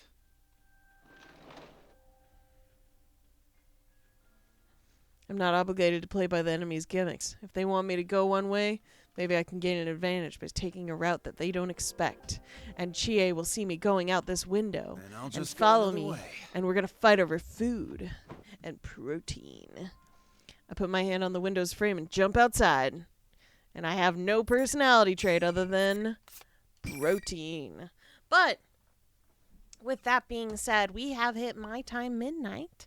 So I think this is a really good pausing spot for this game before we continue on a little bit more. It was super cool. We've unlocked Labris as a story, and I'm still standing by my theory that that other hidden character is Liz. So, in the meantime, thank you all so much. Oh my god, I've been watching so much fucking Bluey lately. I have cried so many times from Bluey. I adore that fucking show. But back on the subject. Thank you all so much for joining me tonight. I love you guys very, very much. And I will see you all later this week. Thank you all so much. Have a good night. Bye.